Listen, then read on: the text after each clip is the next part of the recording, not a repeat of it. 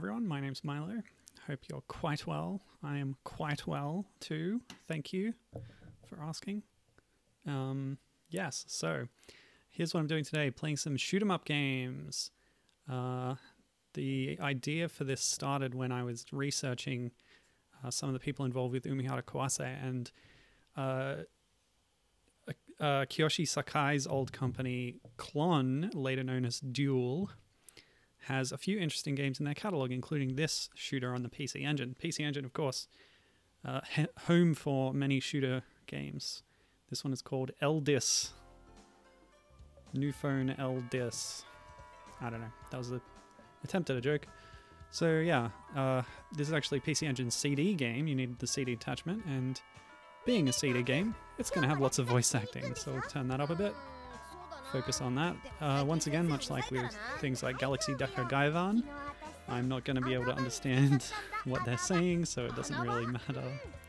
I know these are two young children in school. They look like maybe middle school, but yeah, they're fans of art and drawing. They're engaging in some light rakugaki, or graffiti art. Yeah, they said it in the narration actually, rakugaki. You might know this word from other video games such as Rakuga Kids or Rakugaki Showtime, which both use the word rakugaki to denote the art style of the game, which is sort of scribbly, sketchy, hand-drawn kind of stuff.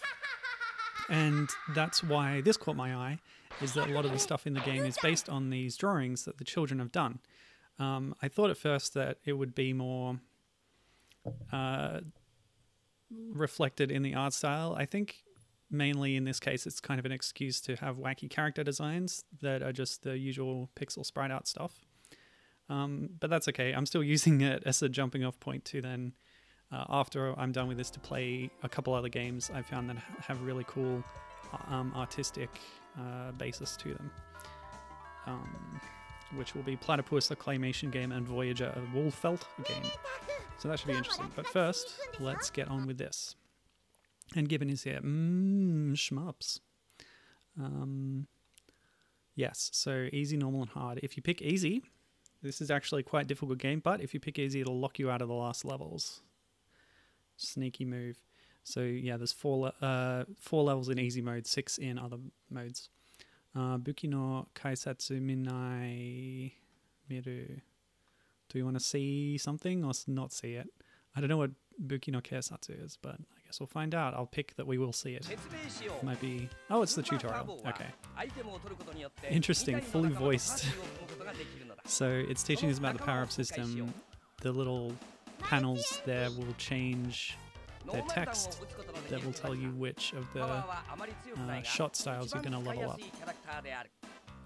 And then there's the little option followers as well, which is a common thing in shooters.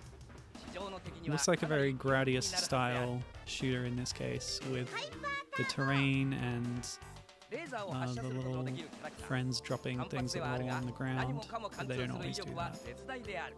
You know what, let's just get on with this. Tony's here. Hello, Tony. And Gibbon. Tony saying, I beat Dragon Buster yesterday. I hate Namcot. Or Namco. Yeah, Tony described Dragon Buster as Nintendo hard in the classical sense.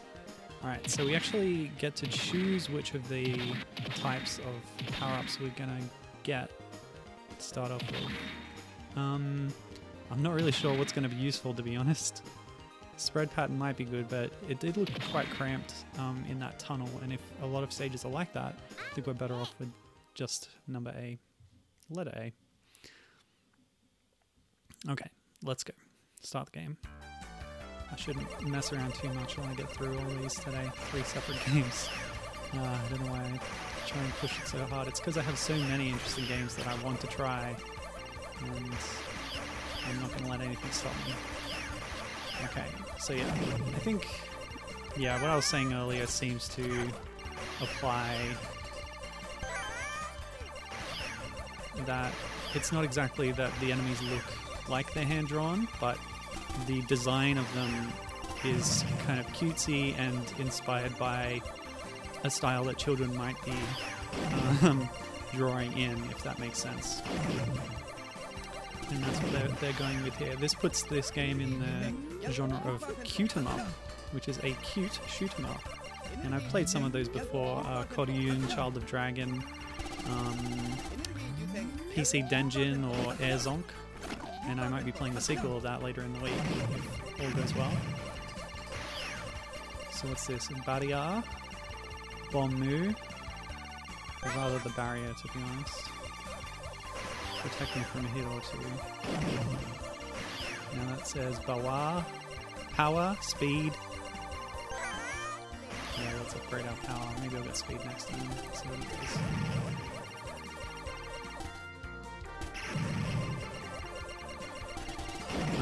Oh, Tony's asking, is this a Satellaview game? No, this is on the PC Engine CD system. I could see why you might think that. The 16-bit graphics are very reminiscent of the Super Nintendo. And the voices coming in would be something that they might have streamed over... Oh, hang on, what's this? Maru or Circle Beetle Hyper? Maruchi. What is that? Okay, the beetle is the friend, so we'll look out for that next time. I find them pretty useful. Yeah, so it's on the CD format, which is why it has voice acting. If it had been on... just grab a bomb this time. Oh, it follows me around. Okay, I wonder how you activate that. Maybe I'll find out later. Oh look, it's like an oyster. Oh no. I love this cartoony stuff. Hold on, I'm just going to pause it for a second because my chat window is going off the screen a little bit. Alright, I fixed it. But yeah, so if this was a Satellaview game with voice acting, oops, I hit button 2 and that dropped my bomb, so I've learned now. Or button 1, I'm not sure which one is which. Oh, that reminds me, there's a debug mode which somebody recommended if you are struggling with the difficulty, but I think with rewinds I'll be able to get through it. But yeah, with debug mode you can give yourself max power-ups, you can increase your life count. So that's accessible from the title screen, and it's just a button combination. 1, right, left, 2, up, down, 2, 1, 2, 1 is what I've got right here. But yeah, I'm not going to use it this time. I don't need it. Anyway, yeah, if we had voice acting on the Satellaview, we would not be able to hear it because that stuff is not backed up. You can save a ROM of a game to a cartridge, or you could, once it had been broadcast to you, you could say to, yeah, you could back up one game to a cartridge. Hold on, sorry, grab another beetle. What's that? Oops. I don't know what I just did. Yeah, so you can back up the game ROM, which doesn't take up much space, but the speech and the music would be streamed in live through the satellite connection. So unless you maybe recorded it onto a VHS tape and then later digitized that and maybe found some way to play that back, yeah, a lot of that is kind of lost to the ages. Oh gosh, I assume it's the eye that I'm supposed to be hitting, but I'm not getting any feedback on that right now. Maybe I need to aim for something else. That cannon, perhaps? Oh no, it was the eye. There we go. So that's the first boss down. We have a mini-boss and a boss in each stage, it seems. Okay, now to back up in chat, because there's a lot going on. Tony's going to play the Tower of Druaga next. Interesting choice. That's also very hard, so good luck. Quest for Kai, similarly extremely hard. That's a spin-off of Tower of Druaga. Is that a bad time for me? Maybe. Gibbon asking, is that little green ball dude from Gundam? You mean my option buddy? This one? Is that from Gundam? I don't know, you tell me. I know nothing about Gundam. Jungle Hijinks is #1 on the rankings again in Crash on the Run, that is. That is cool. I have, again, been slacking a bit on playing it. Sure is good that we have Blue the Intellion on the team, who has several Crash Team Racing world records. Oh, really? That's amazing. Tony remembers that the Satellaview is the reason why Bill Gates is on the Mario Wiki.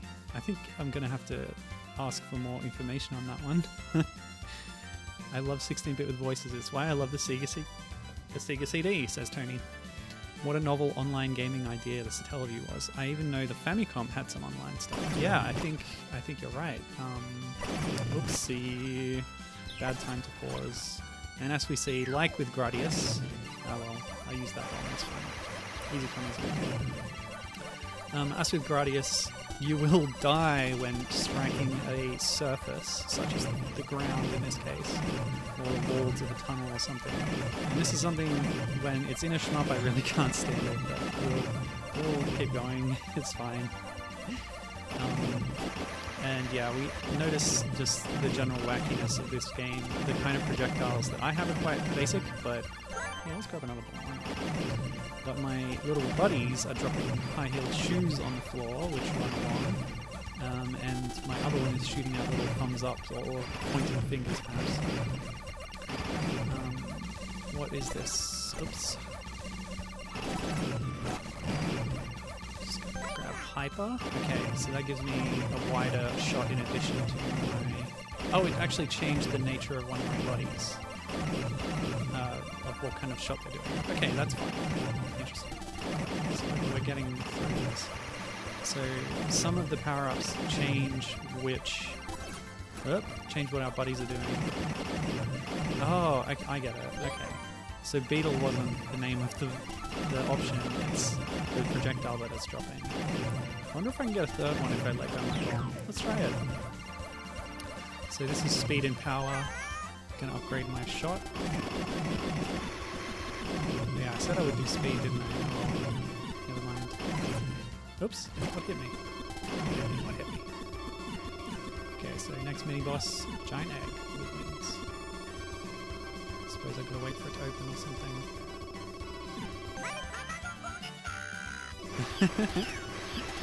Bit of voice hacking there. Somebody's screaming at me. Oops. So Gibbon was talking about the enemies possibly being from Gundam. Well, it's possible that it's a parody of a Gundam character. That would not be out of the question at all. But I know that Klon actually... Oh, was it Klon or was it the publisher Messiah? Somebody involved with this has also worked on a similar side-scrolling shoot-'em-up based on the Macross series, Macross 2036. Apparently it stars a minor character who now has a starring role, and it's a woman, so that's cool. Always good to see that in a shooter. What do we want this time? I don't know. Alright, two pointing fingers, that's fine.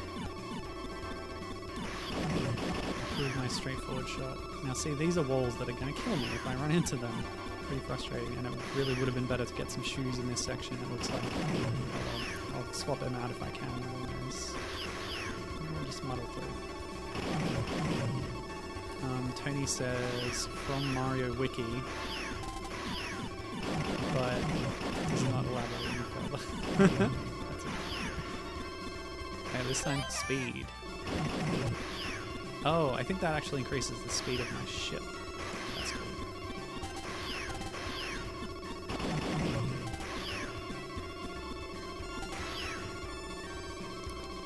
Ooh, okay, interesting.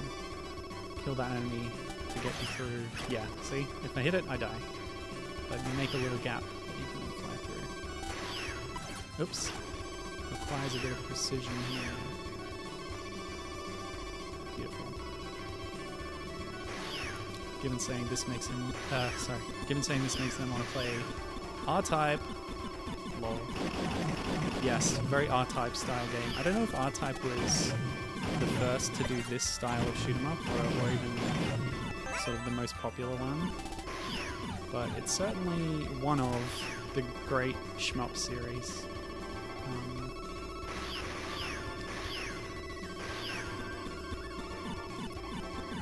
Not one that I've ever been acquainted with at all.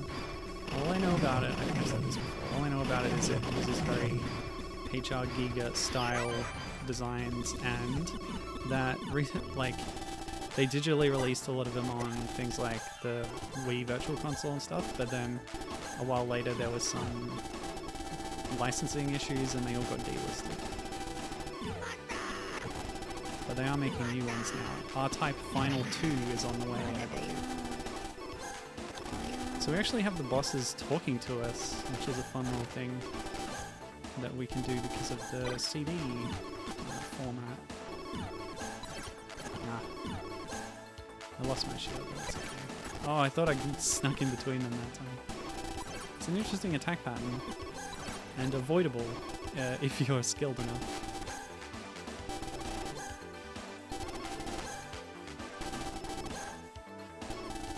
Oh yeah, of course.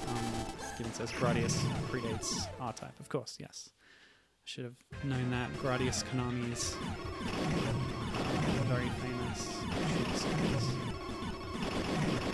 There's probably one before Gradius, but I would say Gradius is the thing.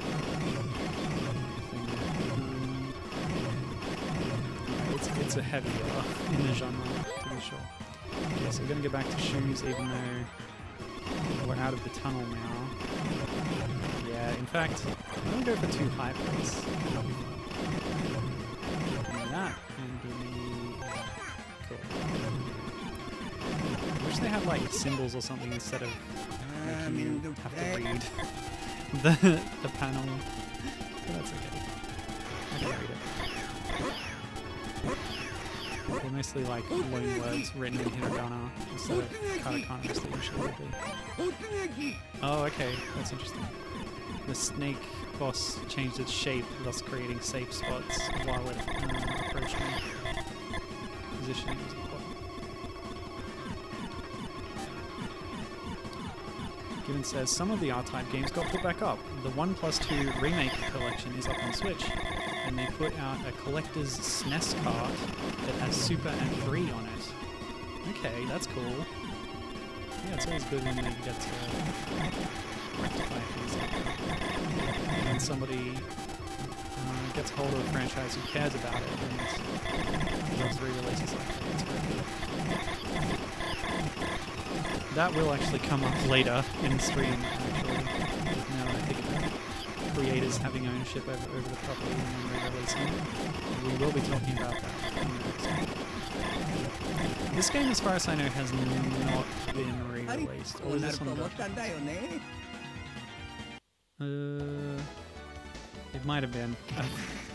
I'm a bit scrambled right now. I've been putting up curtains all morning, so my research for this game is a little rushed.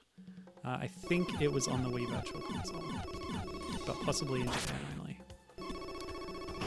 Given also says, the only one I'm actually missing out of the R-Type games is a physical copy of Delta for the PlayStation 1, because copies go for hundreds of dollars on eBay. Oh man, that's rough. Okay, we gotta be careful with our shots here. Getting another hyperlink.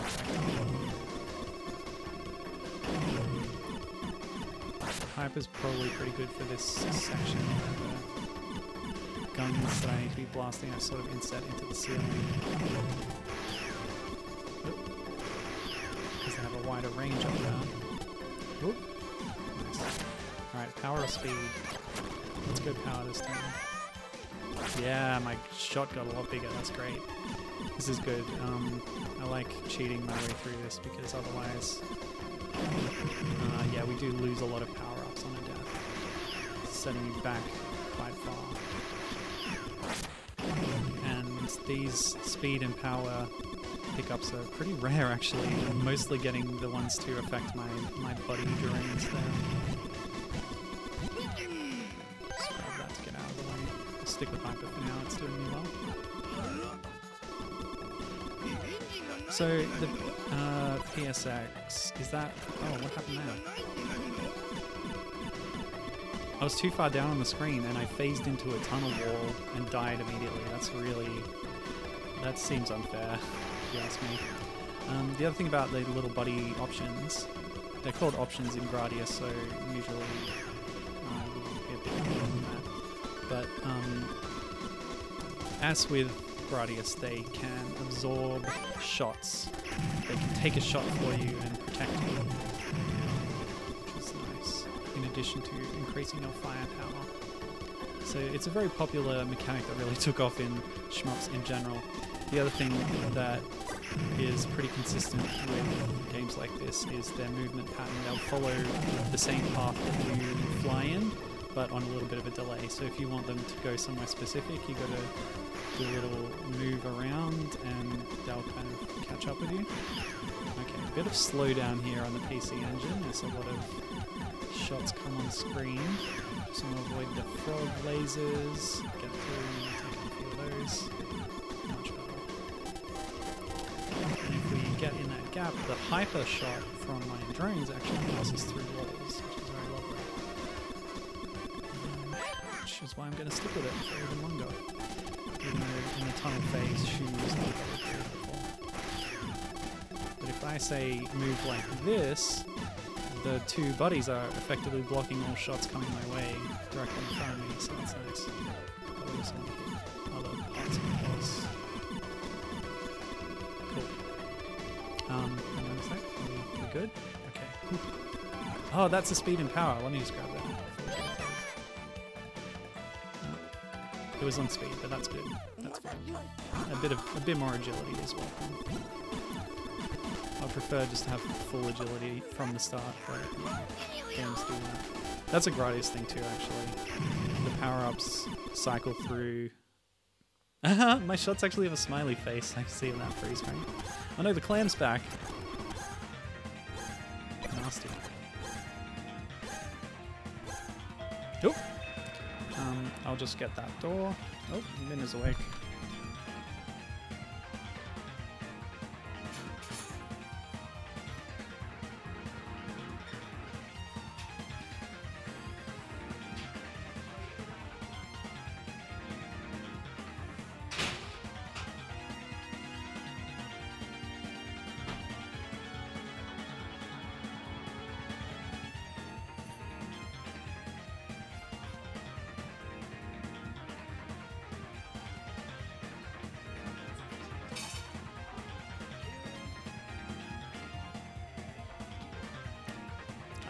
It is.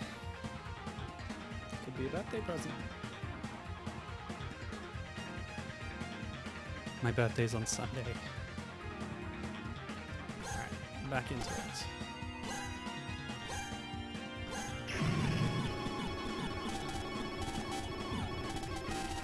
Oh, multi-phase boss. Is this the boss rush? Am I done with this game already? Surely not. What stage are we on? Can't be 6.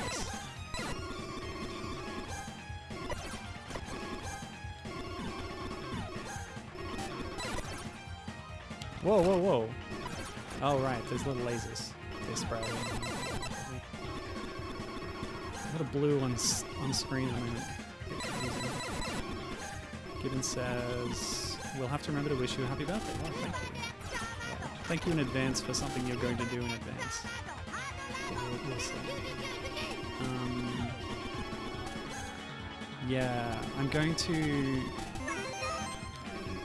My streams after this week are based on something I want to do near my birthday. Yeah, I'll talk about it.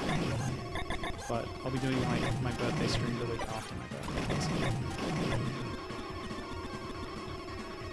Whoa! This is rad.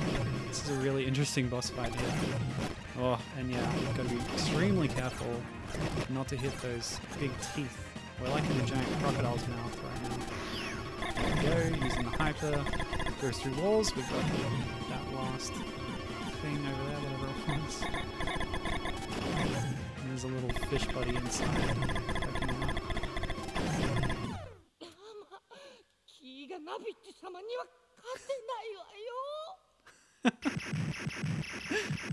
That's cool. Tony says, it was me. Oh, okay. You sent me a package. Great. Wonder what it was. Also, Tony says, this game is so cool. I love the voice work. Yeah, it's a really nice thing about it, actually. It's not that different from a lot of shooters you might find on the PC Engine, but using the CD format, they've added a lot of this voice work that gives it a bit more personality, which is nice. Okay, now we're in the aquatic themed level. We've got some fish enemies. crabs, octopus. Since this is a tunnel, let's grab that shoe for this one. Another one shoe.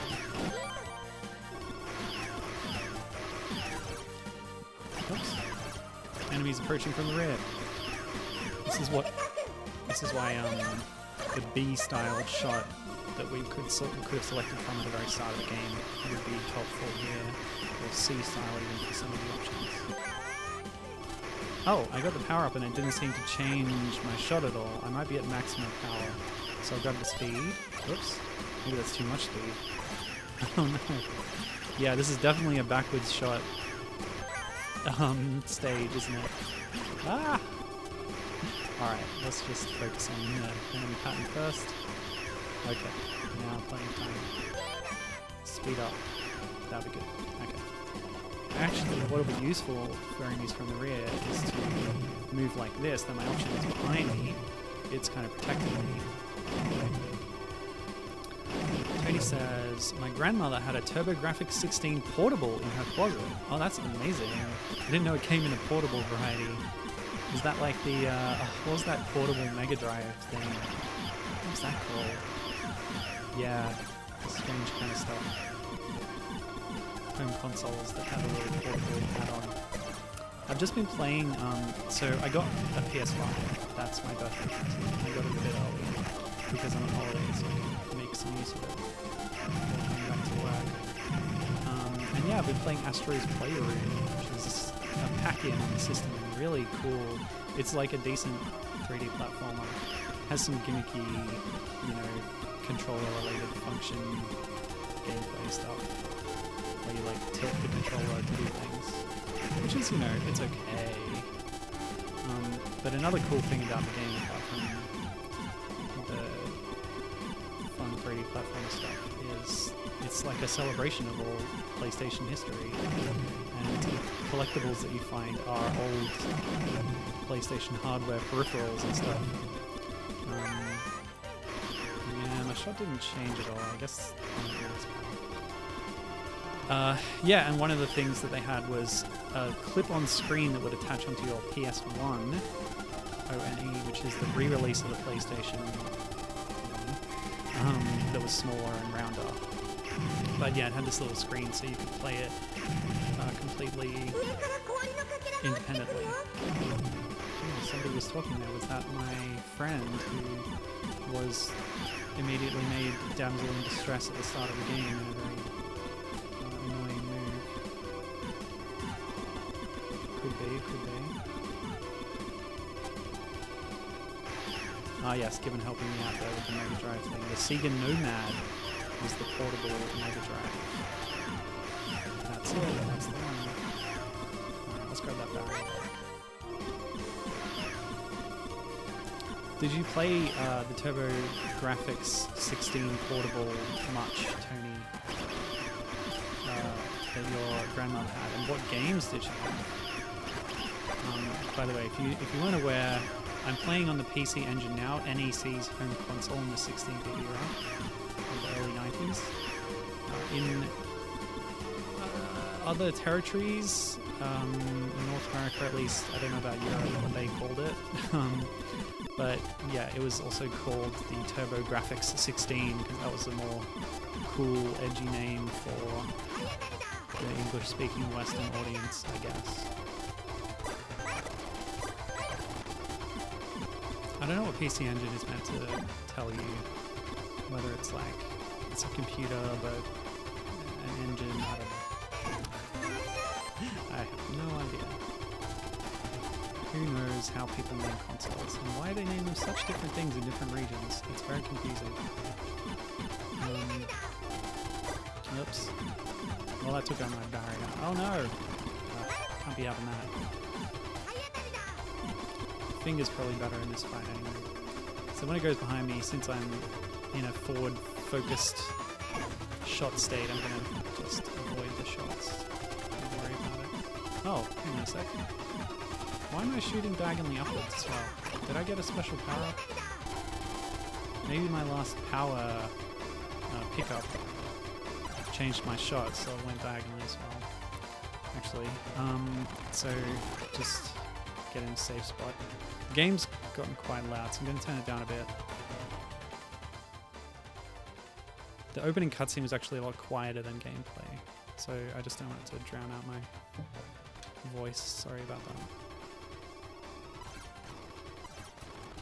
Although sometimes I think my voice is too loud and you can't really hear the games very much. But I don't know. I'm not doing like Let's Play, long plays that I would be more worried about that kind of stuff. I always saw these streams as very casual. And they have very low viewership anyway, so that kind of takes pressure off me, although it's kind of a chicken and egg situation.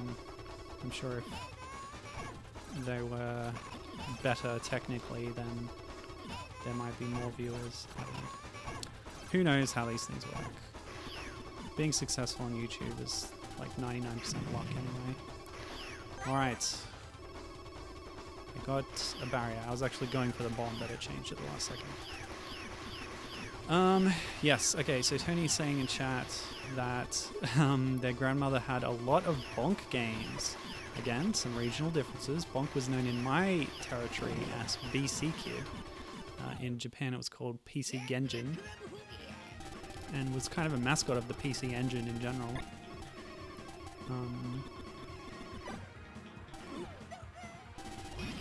I can't remember the name of the developer. Red, I think? Somebody else. Oh, yes, made it. So giant crab now, of course, a logical boss for the water stage. Gonna sneak back here to try and get some shots in. Oh boy. Now that I've broken the claw, that stub end is shooting fire out at me. Nope. I'm glad the rewinding works so well on this. I'm so mad about how poor performances for SNES emulators on my computer. That means that I essentially can't rewind with any great speed. It's very unfortunate. Ugh, I fall for that every time. Okay. So, Stump is gone. Let's just sneak back over here, get a few shots on the main body, I guess. Hyper would have been so much better for this fight, actually.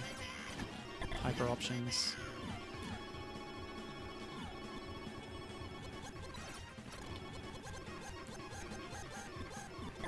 So yeah, Bonk games are great. I grew up on the first Super Nintendo installment, which was the only one that was localized. Japan got a second one. What was that? Oh, the bubbles are deadly as well. I should have known, of course. So yeah, I'm a big fan of BC Kid, but haven't played any of them except the one. I've been meaning for ages to get around to playing more of them. But yeah, there were a lot of installments on that TurboGrafx 16 and the CD version as well. They even, I think, re-released 3 for the CD format with Red Book audio tracks for the music. Yes. So Tony's grandmother also had Bomberman and a few others too. I played those, but the buttons were a bit sticky. WD-40 helped though. Okay. That's unfortunate. Come on. That one bubble. There we go. Gotta hit the eyes for this phase. And we're not getting many hits in because of the power-ups I've chosen. The shoes are actually doing pretty decent work. The American SNES is a sin against nature, says Tony. I 100% agree, but I'll never say it. And Gibbon says that me being louder than the game is much preferable to not being able to hear me talk. Thank you for saying so.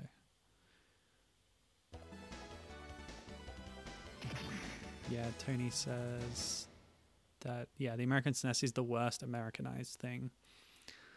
So that's stage 4 done. On easy mode, your game would end there, and I suppose it would encourage you to start again. Actually, I saw a screen in a review showing what that screen looks like, and you see the boy, the guy that you're playing as, riding on the back of a chibi version of the ship that he's in. And that's the sort of reward screen for clearing the easy mode. Ooh, barrier, barrier, barrier. Yoink. Oops, I immediately lost it by crashing into... Yeah, okay, I'll take the bomb this time.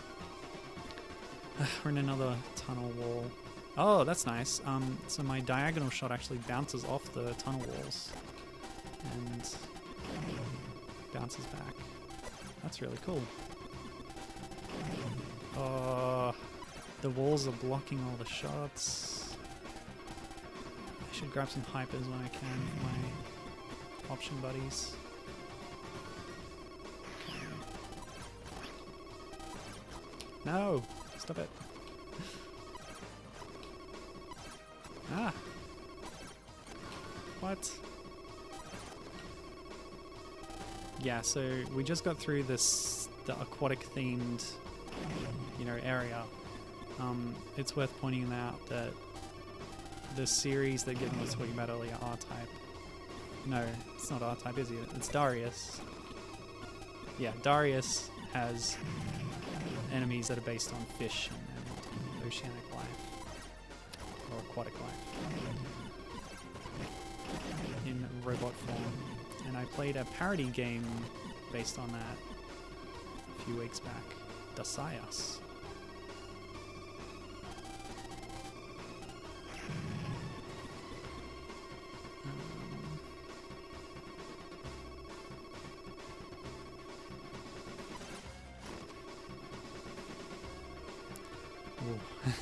Some tight maneuvering here.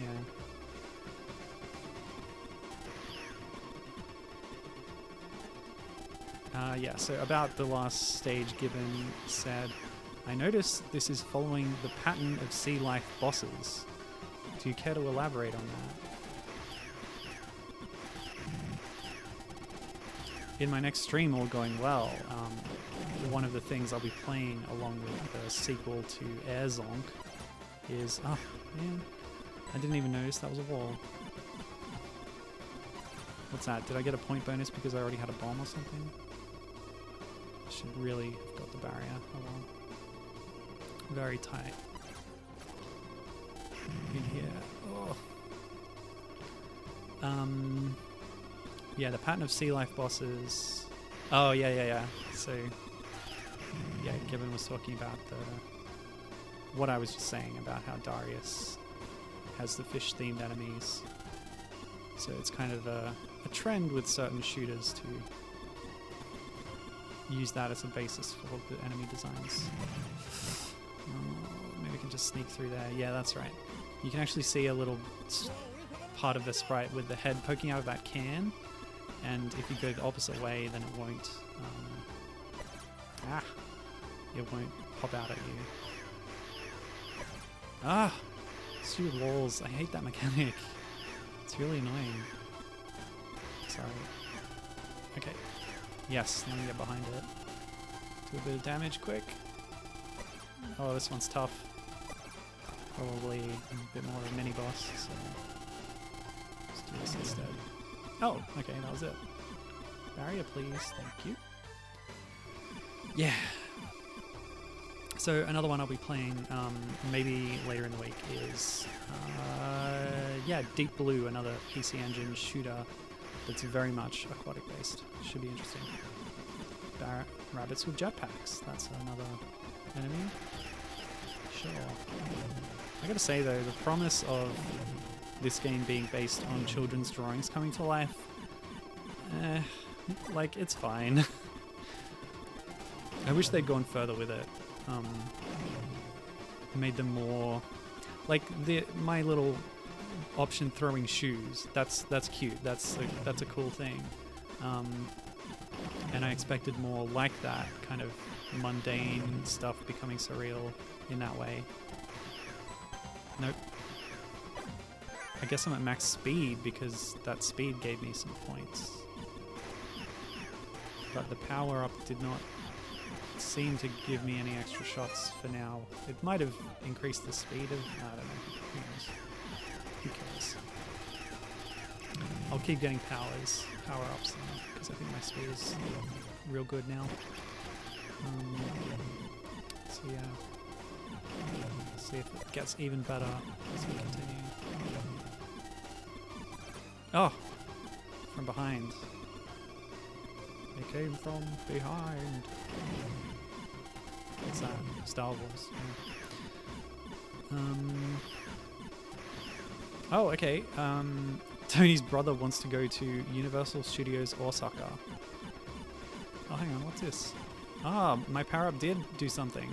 I'm now dropping little walking bombs that run along the surface, just like those shoes, but slower.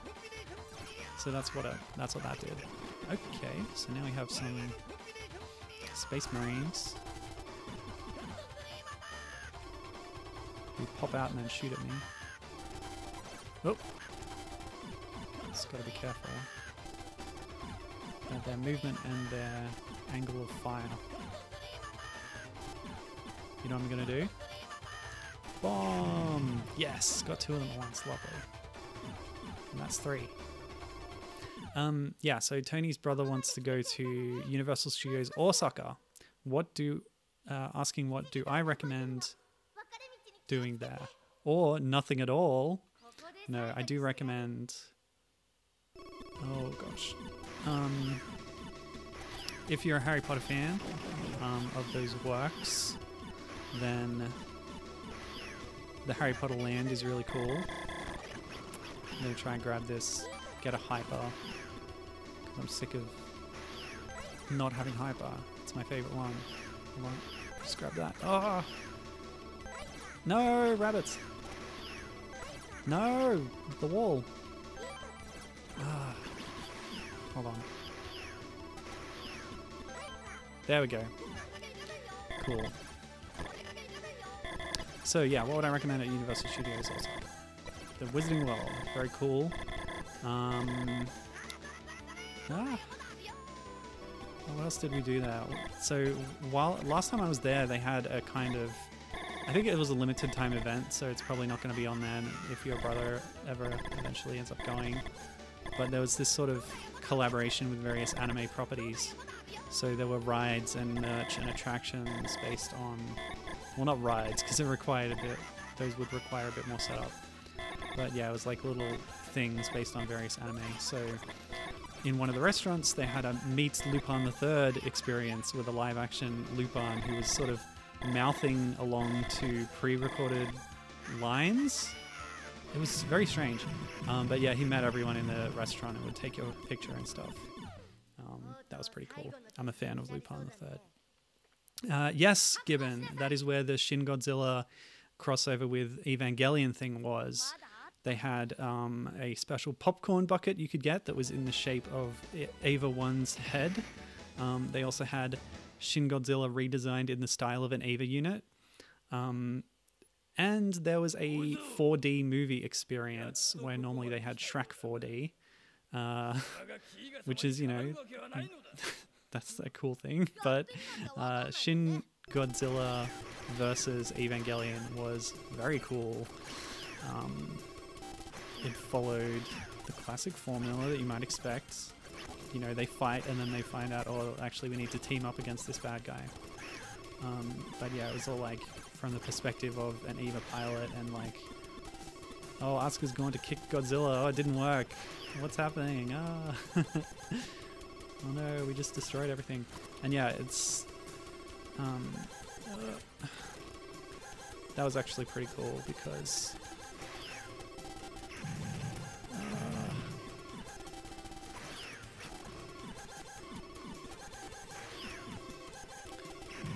because on a previous trip we'd been to... sorry. This is getting extremely tight with the killing and the death and the moving. Oh my gosh, are you serious? Alright, let me back up a little bit. What I want to do is use my hyper to take out that thing at the bottom. Come on. Oh, it had too much health. Didn't make it. I have to go down here. Yes. Okay. Oh gosh. Whew. Yeah, on a previous trip we'd gone to the sort of volcanic crater that is the setting of the series Evangelion, even though I haven't seen the show itself. And then, what is it like? The Godzilla one is set in Osaka, I think. And you see the Tower of the Sun, which we'd gone to visit previously as well.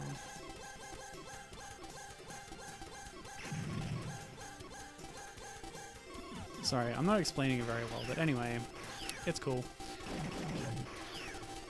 What else can you do at Universal Studios? There's a really intense Jurassic World themed ride. Loosely themed. It's really just a big upside down roller coaster.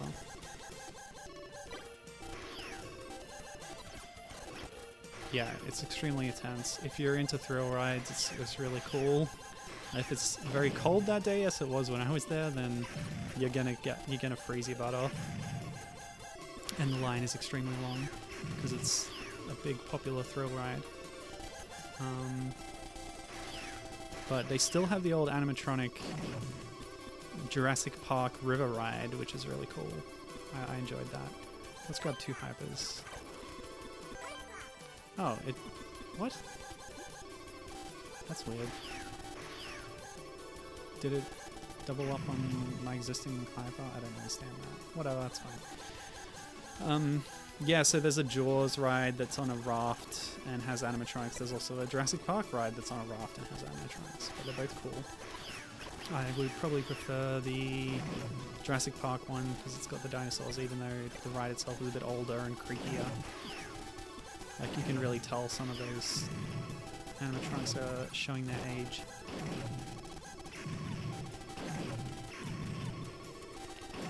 If you need a little break and a chill out, going to the Peanuts world is really cool. There's like an indoor area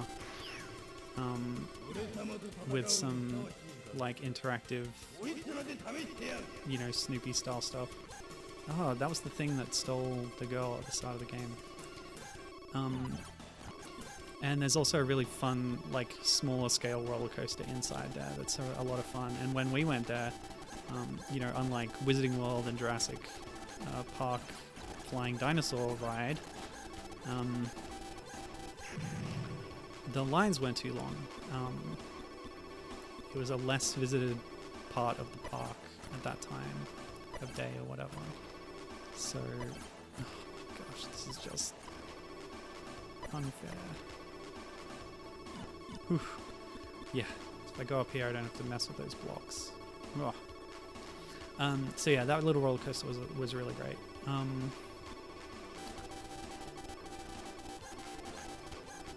So this is kind of the boss rush here. That weird rhombus thing, I guess that's a square, is taking the form of different bosses, some that I don't remember seeing yet. Wait, what? What? Hang on a second. Oh, so these blocks move when you shoot them. I see. So it'll probably be easier on me if I don't shoot them. But then again, that one's already blocking away. So good thing I have the diagonal shot. Oh my gosh. Okay. Cool. Yeah, this is definitely a new boss. Ah! The missile coming at me. Drop the bomb. Didn't do anything. Great. Well, it didn't defeat any of the missiles, which is what I was hoping it would do. Anyway, just to back up and chat a little bit. Yes. And Tony saying about the Lupin experience. That's strange. Wouldn't it be easier just to have him talking? You'd think so, wouldn't you? I don't know. Maybe they wanted to control the message. They didn't want him to go off script. I don't know. He was good though. Very cartoony style acting. Gibbon says, I still want that Shin Mecha Gojira that looks sort of like an Eva. And I want a figure of Shin Ghidorah. Okay, well you've spoiled it now. Yes. Hang on a sec, what? So we have to not shoot this. Oh, it's closing on its own, actually. What do I do? I'll see if I can rewind past my pause just now. Yeah, the villain in Shin Godzilla versus Evangelion is Shin Ghidorah, yes, who has a new design. And the reason, by the way, if you didn't know why Shin Godzilla versus Evangelion is cool, is because they were both created by the same guy. I don't remember his name. It's cool on its own as well, but that's another fun thing to it.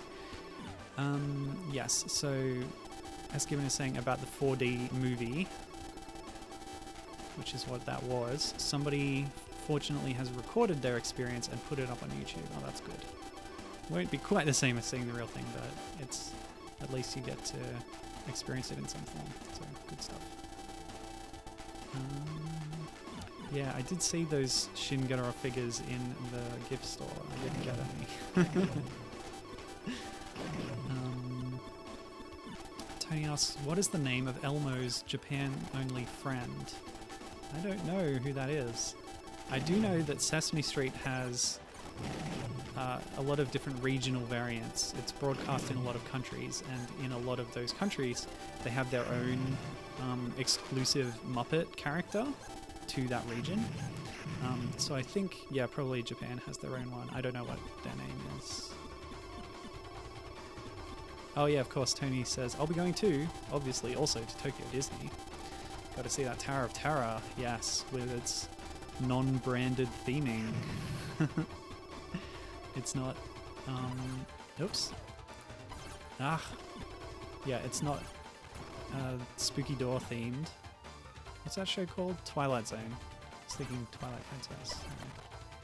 It's not Twilight Zone themed, it's not Guardians of the Galaxy themed. It's just Tower of Terror themed. Are you serious? What is going on here? Come on, I wish I had a barrier. Okay. No more fast forward and rewinding at the same time. Got to rewind only. Just to get through this. I think I almost had a straight shot there, but not quite. Yes, almost. Yeah, normally you would just take a death and just use your invincibility frames to speed through this, but I want to keep my power-ups, dudes.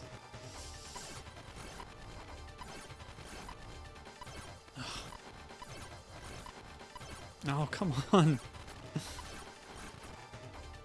This is even harder with a D-pad, by the way.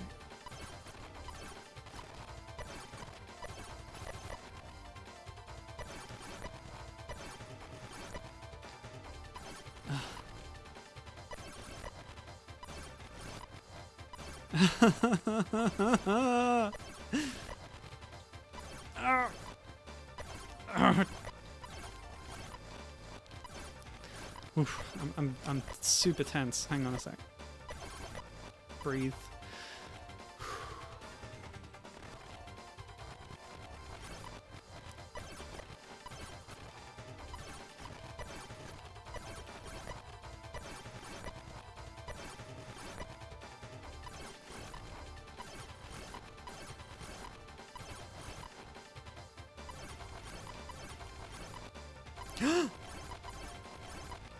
Yes. Okay. Okay. Okay. Yeah, that whole Shin Godzilla Evangelion thing, it's probably long gone. I think it was a limited time thing. But I don't really know for sure. They're always swapping stuff out there. I wanted to go see the Dragon Ball Broly 4D movie thing that was there, but by the time I got there, they'd swapped that out for a bloody Yokai Watch thing, I think. This is real bad. Real bad for me. You know what? Let's just do this. Yep. Hey, I made it. I'd lost all my shots and all my friends, but that's fine. With my 5 extra lives, we'll just deal with it. Oh look, I can get some friends back. Oh, almost got them back. 2 shoes, whatever, it's fine. No, actually, I'm not putting up with that. I hate the shoe. Give me the hyper, please. Yes. There we go. That'll help me through this at least. Alright, sorry. I need a breather after that damn block section. Gibbon wants to go on the new Beauty and the Beast ride. The animatronics are so good. Yeah, I've seen videos of that. They're amazing. And there was apparently a legit Shin Mechagodzilla design different from the Ava Godzilla souvenirs. Gibbon has dug up a picture of it, which I will now click on. Oop. Oh, that's so rad. That's amazing. Can we see this on stream? Very cool.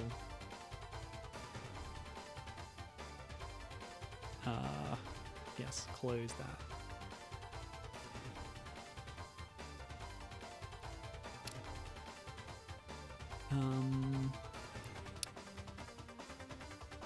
Tony's girlfriend Trixie loves Evangelion, and Tony loves Shin Godzilla. Yeah, that showed up just. You couldn't see the legs, but it's fine.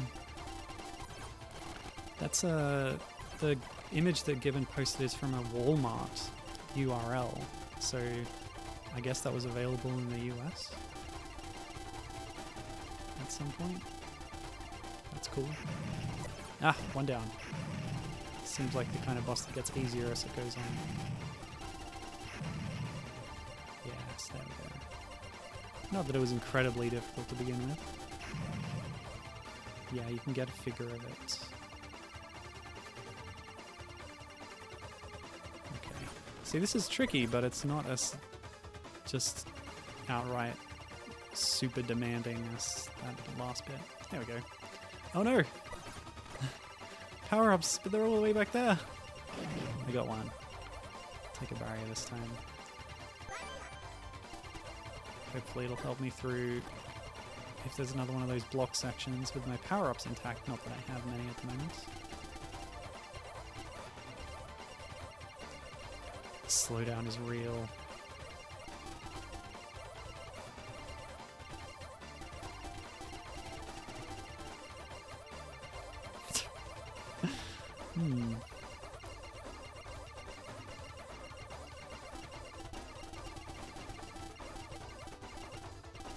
Oh, there's even sprite errors now.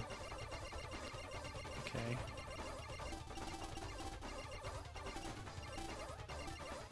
Some of my options are like flying off into space. I'll keep the barrier if I can. Yeah, you can get a figure of it, but it's expensive though.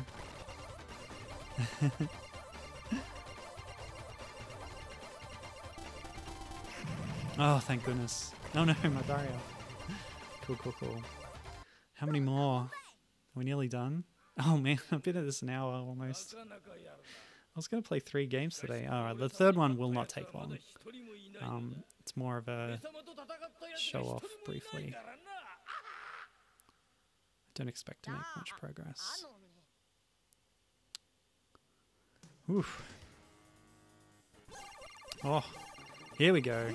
So, the cover art for this game has this thing on it. I've kind of cropped it out because I can only show so much of the cover on my layout. Oh, I lost my barrier. But if you look up the full box art of this game, which again is called Eldis, the letter L-DIS. I have no idea what this name is supposed to mean, but, you know, shoot-em-ups always have weird names, invariably. Alright, so the tail is the weak spot, it looks like. Yeah, so if you look up the cover art, you'll see this thing. Rendered in immaculate hand-drawn artwork, which is not at all like the scribbly chalk graffiti that the kids were doing in the intro. So again, there's a bit of a disconnect there.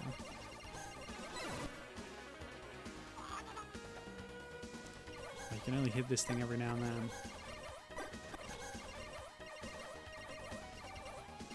Come on. Where's that tail? How do you hit the tail? Oh, man. Whoa! That arcing shot again. One of the earlier bosses did that too. Is the tail really the only vulnerable part? Come on. I want to be done with this game. No offense, Klon. The company that created it. When did I lose my barrier? What's going on? There's shots coming in from the left from off screen. Rude. Must be the tail shooting them. I'm not a fan of that. Okay, come on. Yeah, that's it. I like that the boss reacts, the eyes go funny, and it makes a little vocalization there. Ah! Auto?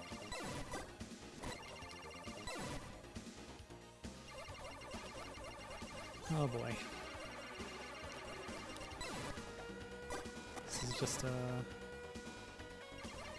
long-term gauntlet, this one. It's not incredibly difficult to avoid the attacks. Just gotta wait for that tail to come back.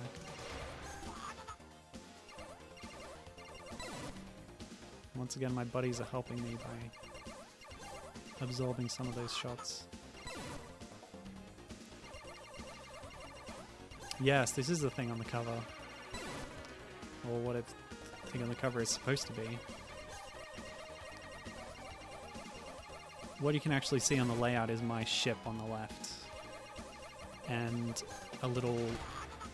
I think it's one of the option drones as well below it. Just the edge of it. Hey, you know what? I have a fast forward button. I can get through this phase a bit quicker. I just have to still be a little careful about the shots. Yeah, let's do it. We've cheated this far, we can cheat some more.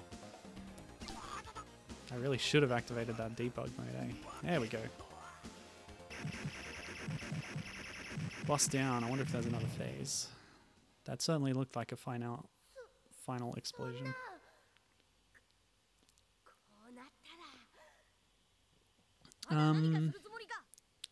Oh, you know, I never said up top. So first of all, this is from 1991, and I've played other Duel or Klon games on stream before. Momono Hunter Yoko or Devil Hunter Yoko on the Mega Drive earlier this year. As well as in the previous year, I played the Game Boy version of Capcom's Little Mermaid, which they're not credited in-game, but they're the ones who did that port. Oh, what? Okay. So there's death off screen, but not... Yep, okay, it's the walls. Solomon? I don't know. So this is our escape sequence. Are you serious? How are you supposed to predict this? I hope there's not another boss at the end.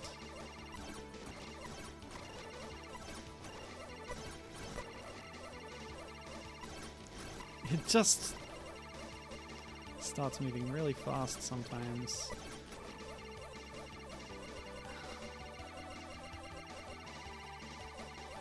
I don't get this. It's just intended to sap your lives.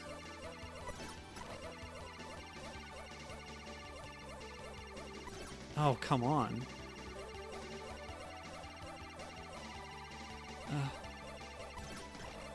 It's like the whole screen's moving. I'm trying to see if there's like dots in the walls giving me some kind of advanced warning of when I need to move. I don't think they are.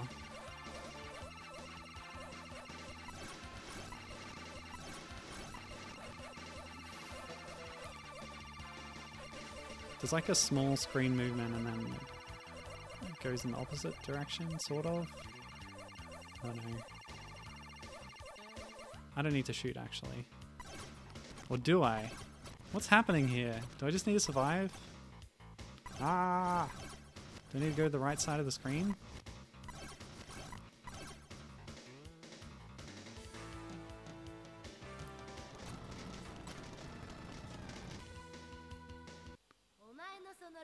I just sped through it.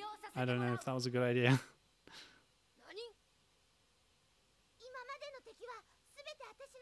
This seems like something's gonna happen. I'll just rewind. I'll get back.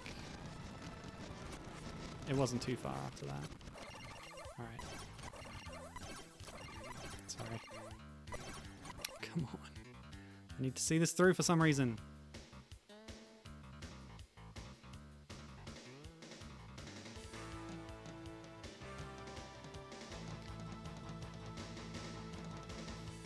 I should stop basing my streams off how long a long play of these games take. Because I always end up taking longer. Of course. Alright. And it says, how do you even see your ship? It looks a little better in real life compared to on the stream because of the frame rate. But yeah, it's not great. It's not ideal.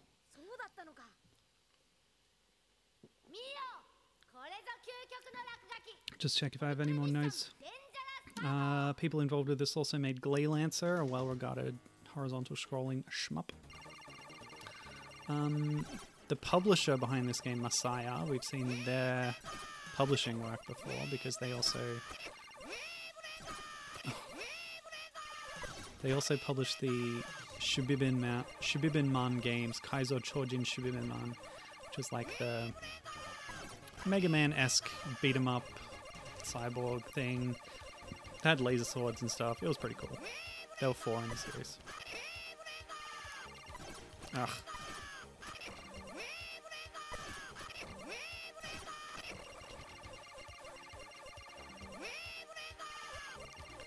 Yeah, I'd rather go under those than between them. It's a bit easier to deal with. Hyper is definitely the right choice for this boss because it'll go through the brollies to hit the main fish rocket, whatever that is. Seriously? Ah. It's the bottom edge of the umbrella.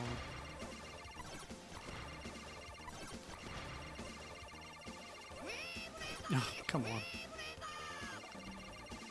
Are the walls closing in on me, or is that just me? Nah!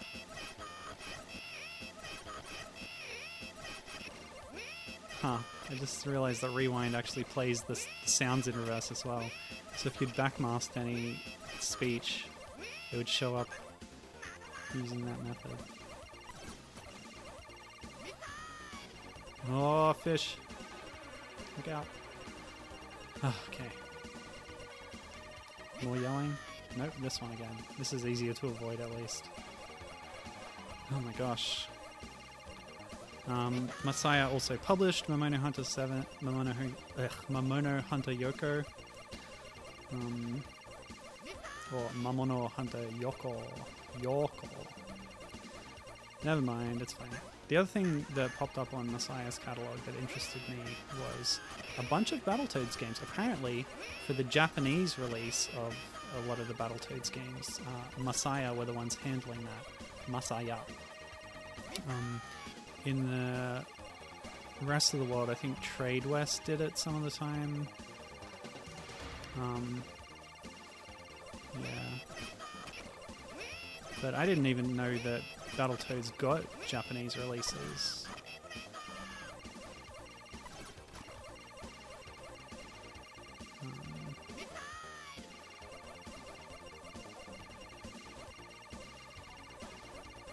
Yeah, they also published Prince of Persia on the Game Boy in Japan. So there you go. Game Boy, probably not the best way to play Prince of Persia, if I'm honest.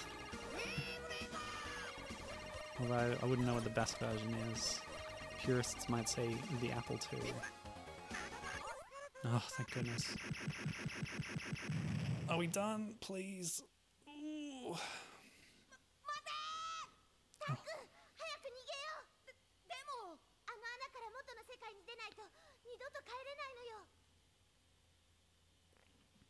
Oh yeah, I mentioned Rakugaki Showtime earlier. That's a kind of arena fighter.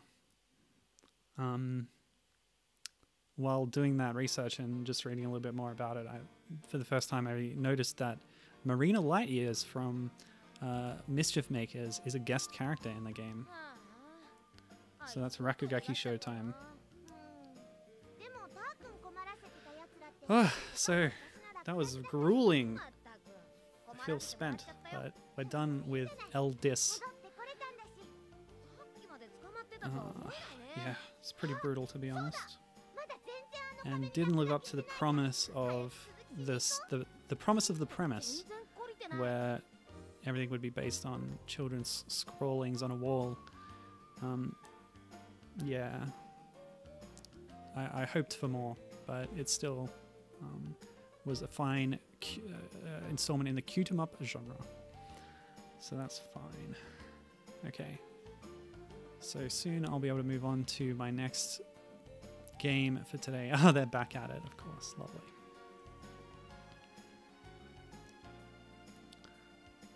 So that was 1991. I think part of the problem with my expectations for this, of thinking it might be all based on that kind of scribbly crayon, chalk, cartoony, you know, kind of art style, is, you know, technical limitations. You know, and maybe the experience of the developers is all in this pixel sprite stuff at the time, so that's what they're doing. And maybe it would be a few years later until technology would enable people to render that kind of art style in a way that is realistic and satisfying, which may... Oh yeah, it's a bit of English typos here. Director. I think I saw a screenshot of executive director missing the U or something as well, but that's okay. I always like this kind of this kind of thing at the end, little humorous scenes and outtakes and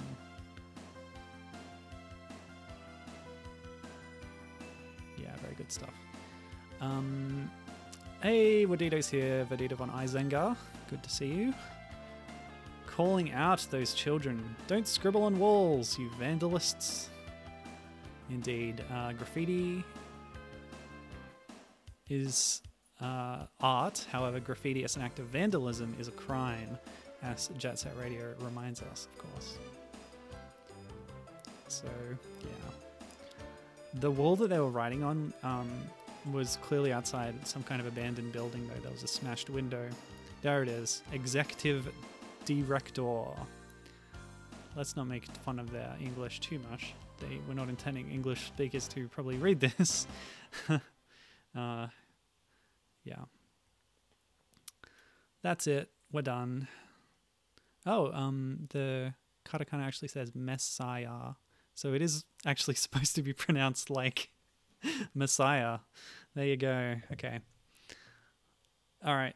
I think that's it. We're going to stop that now. We're going to get on to the next game.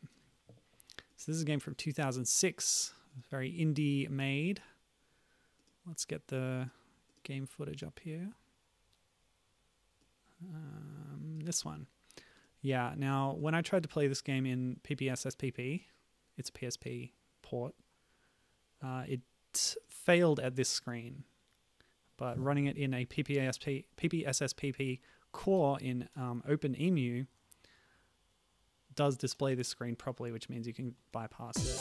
It's just talking about the autosave function. Sorry. This game's quite a bit louder than the last one. So turn that down. Maybe down a bit more. Alright, let me know if you want that adjusted at all. But yeah, this is Platypus. This game is available on Steam currently for only $5.95 Australian dollars, which is pretty reasonable. But I actually bought it. It was secondhand, admittedly, but I owned it on PSP, and I recently sold it on without playing it because I was like, okay, I'll stream it instead. I don't know the legality, it's all very hazy. I might just buy it after this on Steam. But anyway, 2006 game. Actually, originally a 2002 game.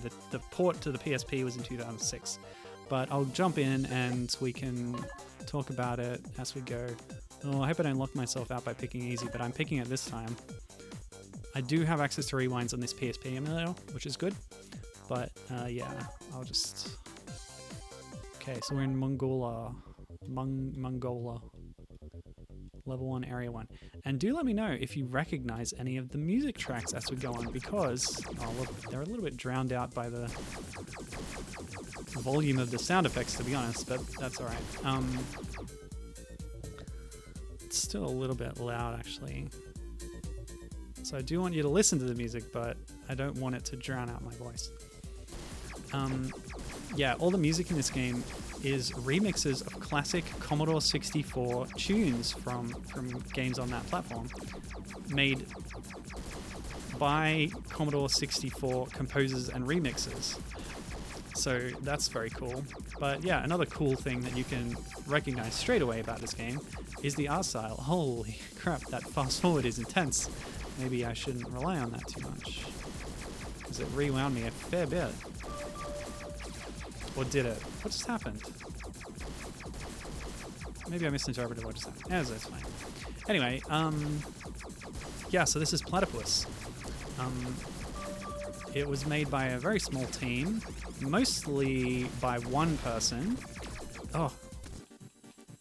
Okay, so I see what's happening here. My rewind is not working, but my fast forward is. Let me just see if I can fix that. Yeah, rewind should be working, but it's not. So only fast forward works, so I can't do that. I can't rely on that at all. And I'm down to 1 credit. Oh, this is gonna suck. Oh boy. Okay, by getting that blue star, it's made my shot rapid fire, which makes it even louder than before. That's okay. Yeah, so right into the enemy. Also, these power-ups appear to be timed, yeah. So after a certain amount of time, you're back to the regular shot. Yeah, it didn't go too well that time. But this is a very cute game. It's all claymation style, of course, much like other classic games like Clay Fighter, The Neverhood, one that I really like. I played Skull Monkeys, the follow-up to that, on stream a long time ago. But also Kirby and the Rainbow Curse did a similar thing more recently on the Wii U. Oh, seriously. Where they fully made entire scenes and things out of clay and shot them. I don't know if any of the Wallace and Gromit or Shaun the Sheep games are actually done with claymation, but they're in the style of those claymation movies and shows. Anyway. But yeah, well, at this point, I guess it's not a novel idea. I guess one of the early ones to do it would be Claymate on the... I think that was on the Super Nintendo. It's a sort of precursor to Clay Fighter.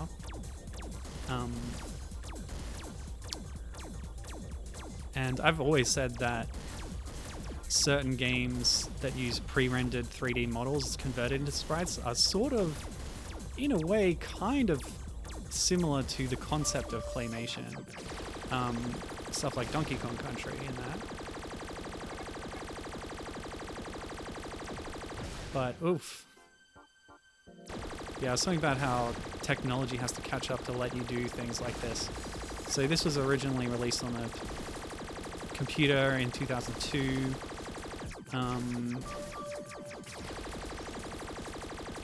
Had a bunch of ports. It's got a lot of ports, actually. I should read out what they are. 2002 PC, 2006 Mac, 2006 PSP, 2008 Palm, Windows Phone, BlackBerry, and iOS. It's not on iOS anymore. 2009 Xbox 360, and now has a modern port to Steam as of 2014, I believe. Gibbon says in chat, I think Rainbow Curse just had a very detailed shader effect, but still, it looked amazing. Oh, I thought I remembered seeing behind-the-scenes footage of them making claymation scenes, but I might be thinking of Yoshi's Woolly World, which will come up in the next game that I'm playing, which will only be brief, but yeah, wool stuff is very cool as well. But yeah, Gibbon says, still, it looked amazing. It's entirely possible, yeah. I don't think either of us know for sure. Widito appreciates the wave weapon. Yeah, I wonder if there's any other weapons. This game, by the way, has a 2-player mode. The sequel even has a 3-player mode, but I don't know if the PSP port supported that. Oh, no, it said multiplayer on the menu, didn't it? Of course, you could do wireless networking between PSPs to do multiplayer, so that's cool. So it probably supported that. But yeah, Tony says, I love the Wallace and Gromit Telltale game. It wasn't clay, but it sure looked nice. So that's, like I said, it's in the style of the claymation movies or shorts or whatever, without being made with claymation itself.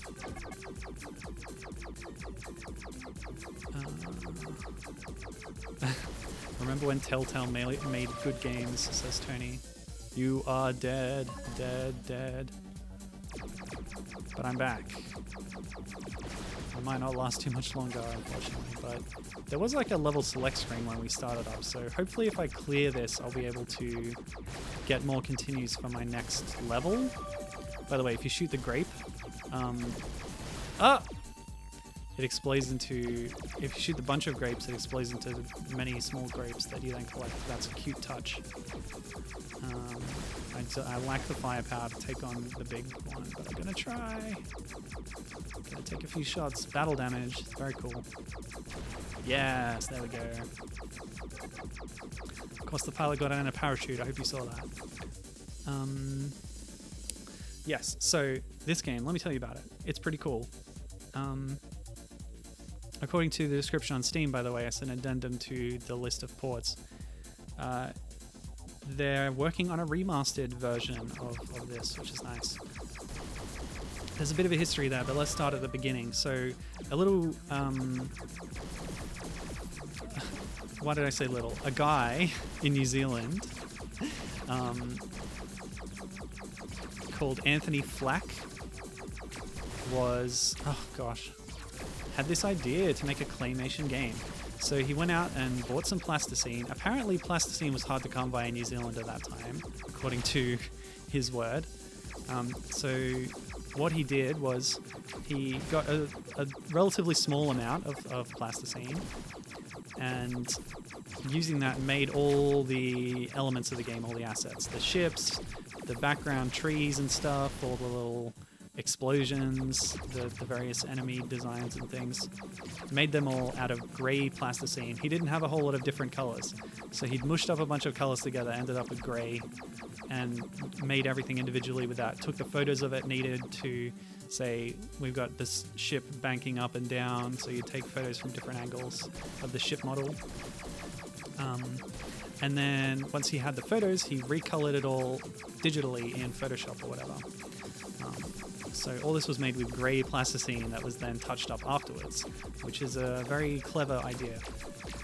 And it works, and then you can also do things like recoloring to make new enemies. So those small egg things are yellow, the bigger one is green, but it's the same model, I guess, probably.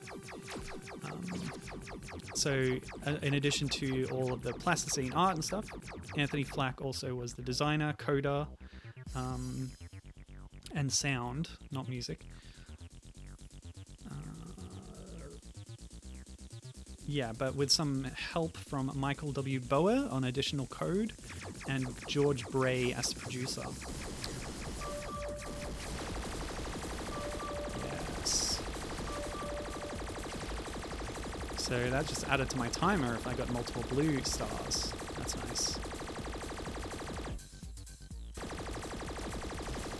It's so loud.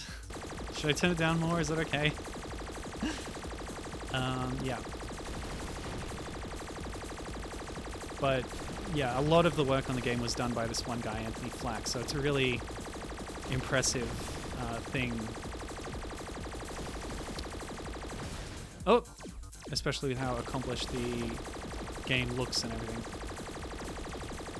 So, yeah. So they created it.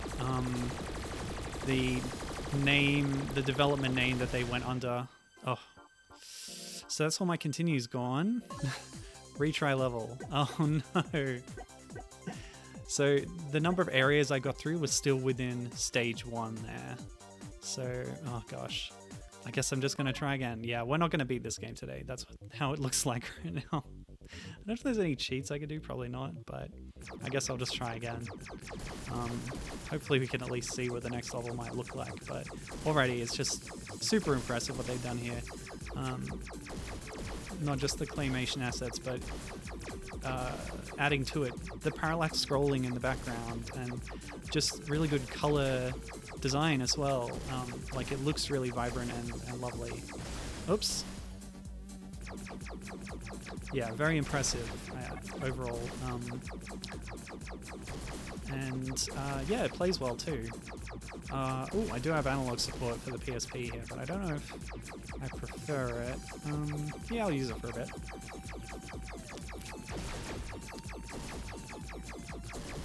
Yeah, have to go back. Wonder if I can earn more credits with points or something. It says 8 Cle. Oh, that must be 8th place on the high school leaderboards, CLE, at 100,000. I assume that's what that is. What else did I want to say about this? Yeah, so the development name that they went under was Squashy Software. And under that name, there's only 2 games that ever came out. It was this, and then in 2005, they made a game called Bert the Barbarian, I think. Yes, for PC computer. Sorry, yes, PC computer, personal computer. And that's also a claymation game. It's a platformer starring a, Conan-esque barbarian type. But it's also done entirely with claymation graphics, which is very cool. Oops. Ah, no. Don't tell me. We're going to have a repeat of yesterday. Or rather, a few minutes ago. That's just a thing that we said in school. One time, like, a teacher was calling out students or class, and like we were particularly ratty the day before, and she was like, we don't want to have a repeat of yesterday. And that just somehow became a school meme. Talking about having a repeat of yesterday. Anyway, so yeah, Squashy Software, they made the game, but for publishing, that was done through iDigicon. Is that right? Yeah. The UK-based publisher iDigicon, which otherwise is mostly known for casual games, edutainment titles. They had a couple of Garfield educational games to their name on PC. So, there you go. But yeah, they did this, and this was seemingly pretty successful for them because they went on to create a sort of successor to it in 2006 called Nux. And that was a sort of vertically scrolling shooter in 2 phases. For the first phase, you're scrolling downwards and then upwards. I forget which way it is, but it's one of those. Oops. Oh, man. Now, they didn't have Flack or Boa or Bray on board for that. They just sort of were like, hey, this is a cool concept and it was successful for us, so let's do a similar thing again.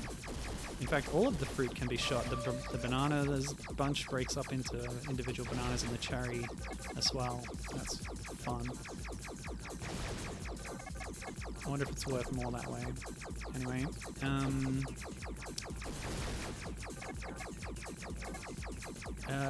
yes. So Nux, they did that in 2006. I want the red one this time. Yeah. Okay, rockets. Not homing, unfortunately. Just going pretty much straight ahead, but should be more powerful.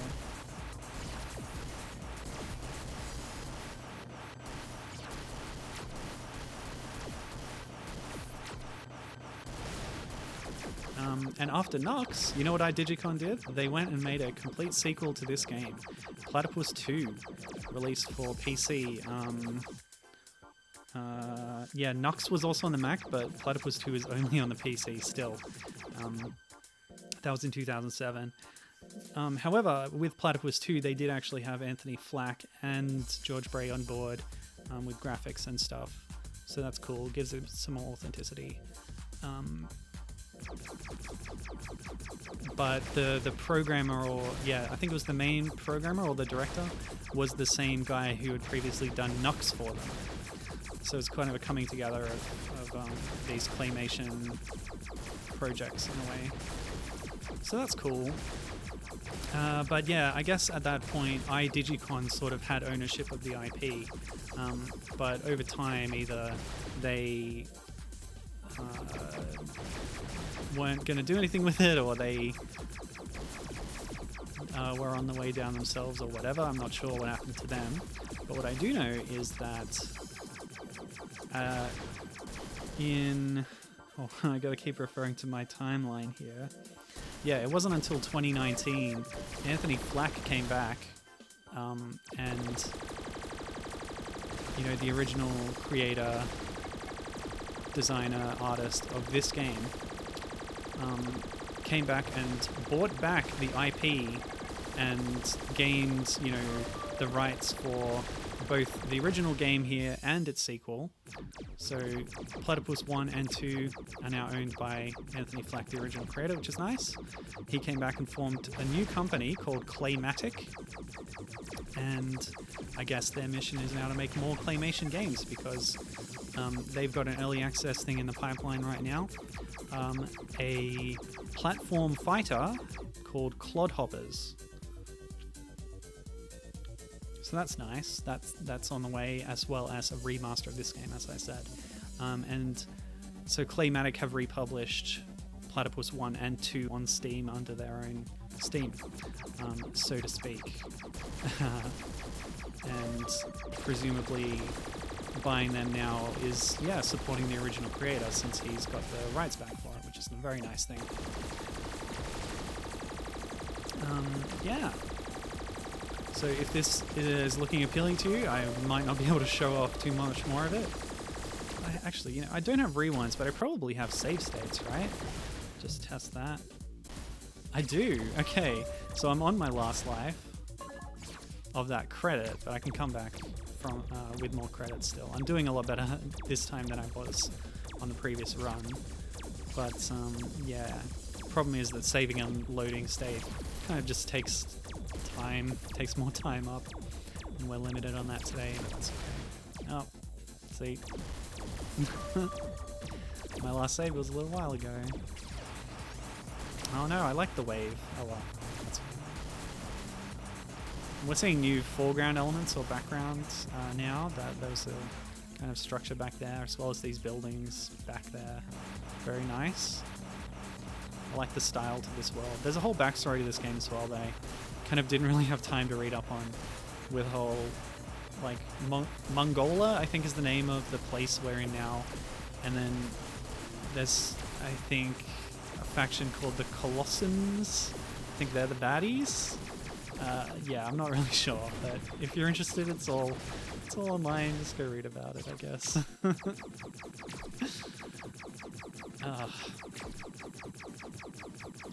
Those damn curtains. Anyway, looks much better now. We had ratty old blinds in this flat. Not flat, it's a house. Anyway. Oh yeah, so here's the thing. What I'm playing now is the PSP port by Mumbo Jumbo, which is a US-based company in Texas, I believe. Apparently, for the PSP port, there's some new content, or at least remixed content, maybe some, from what I read, they took existing assets in the game and maybe recolored them, reworked them, gave them new behavior and new positions and stuff. So there is some new stuff to this port compared to the original, even though it's all made with the assets that were already there as well. Okay, save state there. And with our power up, we should be able to get through this road train a bit faster, maybe. A bit more effectively. And yeah, looking good so far. Oops. I'll take that death because I still have a credit left. I'll have to be a bit more judicious with my save stating going forward. Oh no.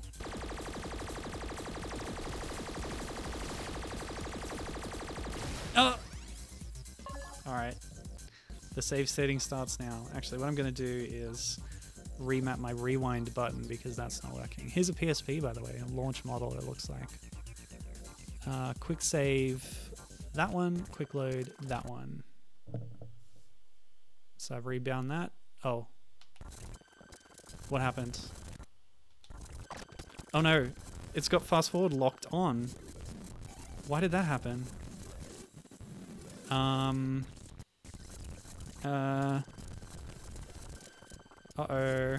I've messed it up now, haven't I? No! Load. No! This is not going well. I shouldn't have done it. What was I thinking? Oh no.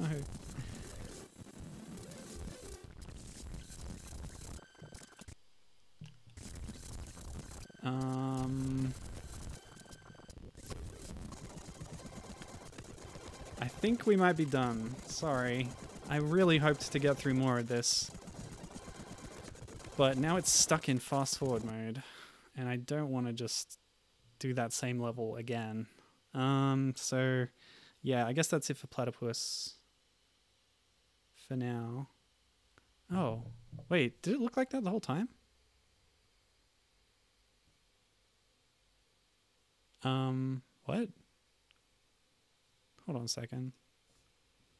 Sorry, this is really bad form. Did the game look like this the whole time I was playing? Ah, it's still stuck on fast forward. Oh no. Oh, that's bad. Ah, why has it done that? Oh, did I pick the wrong window?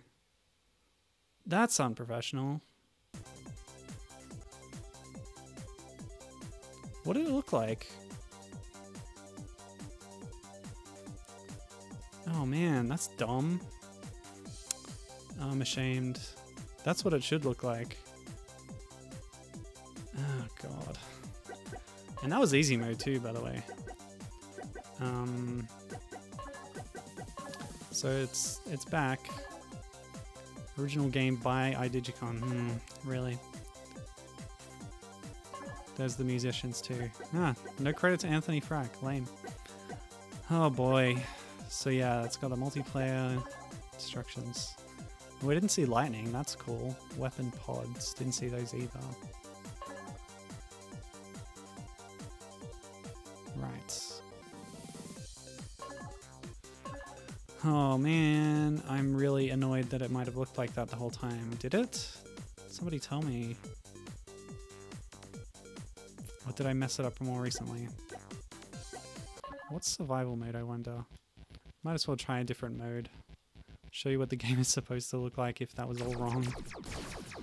Alright, so instead of story going through a level, we're now in a sort of timed gauntlet mode, I guess. A little bit of a different setup. But same awesome claymation graphics.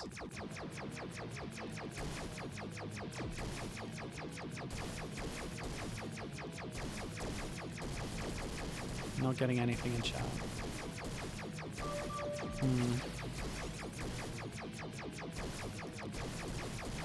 At least we have a different music track now.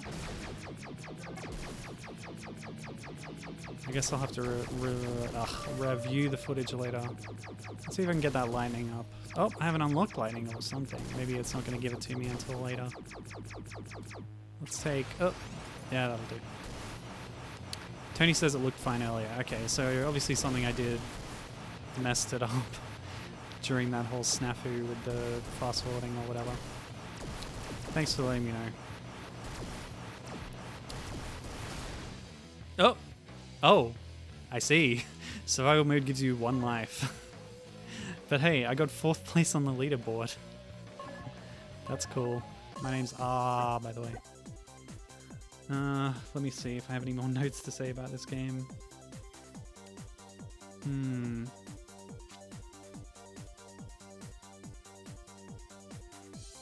Yeah, just that if you're a fan of the claymation style, there are some options made by the related companies to this game.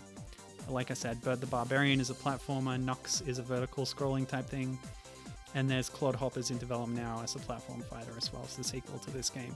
So those are all cool things to look into if you're a fan of the style. Oh, okay, so that was Platypus. Claymation, very cool.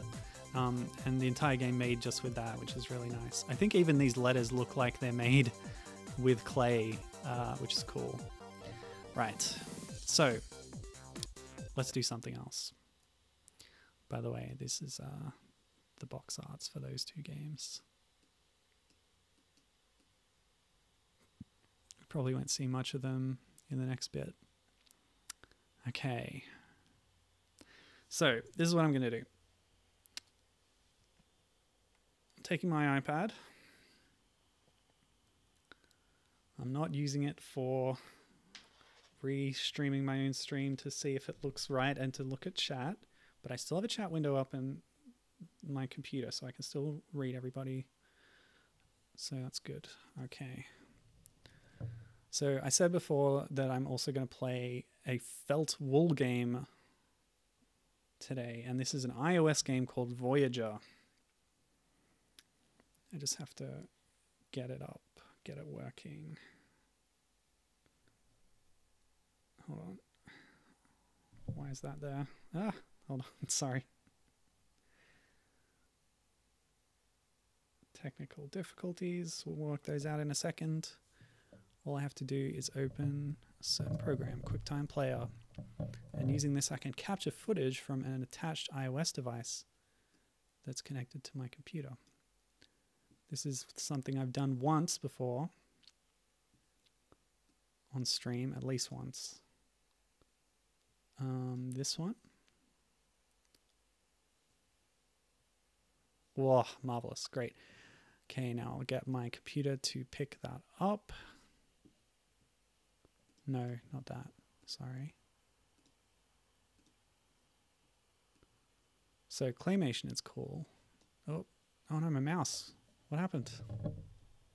It disconnected. Okay. Ta-da! Mouse, please. Oh boy. Okay. Ah. So I figured iPad was a bit better than phone because it's wider than it's wider proportionally compared to its height than the iPhone is. Now I could turn it on its side, but it's meant to be played vertically. So this is Voyager. That looks fine. This is a game. The last one that I played was all claymation with stop motion. Oh, is it stop motion? I guess so, in a way. It's like photographs and then arranged. This is a stop motion wool felted game. Remember early iOS design, says Tony. That stuff is so nostalgic, but it looks better now, I admit. Now, I should be capturing audio from the game as well. So let me just, I think it's not, got to troubleshoot that. Okay, my mouse is back. Audio, microphone. Yeah, so that should give us game audio. Oh, it's disappeared. It's back. Are we hearing anything? I'm not. Maybe I have to... Oh, God. Okay, hold on a second.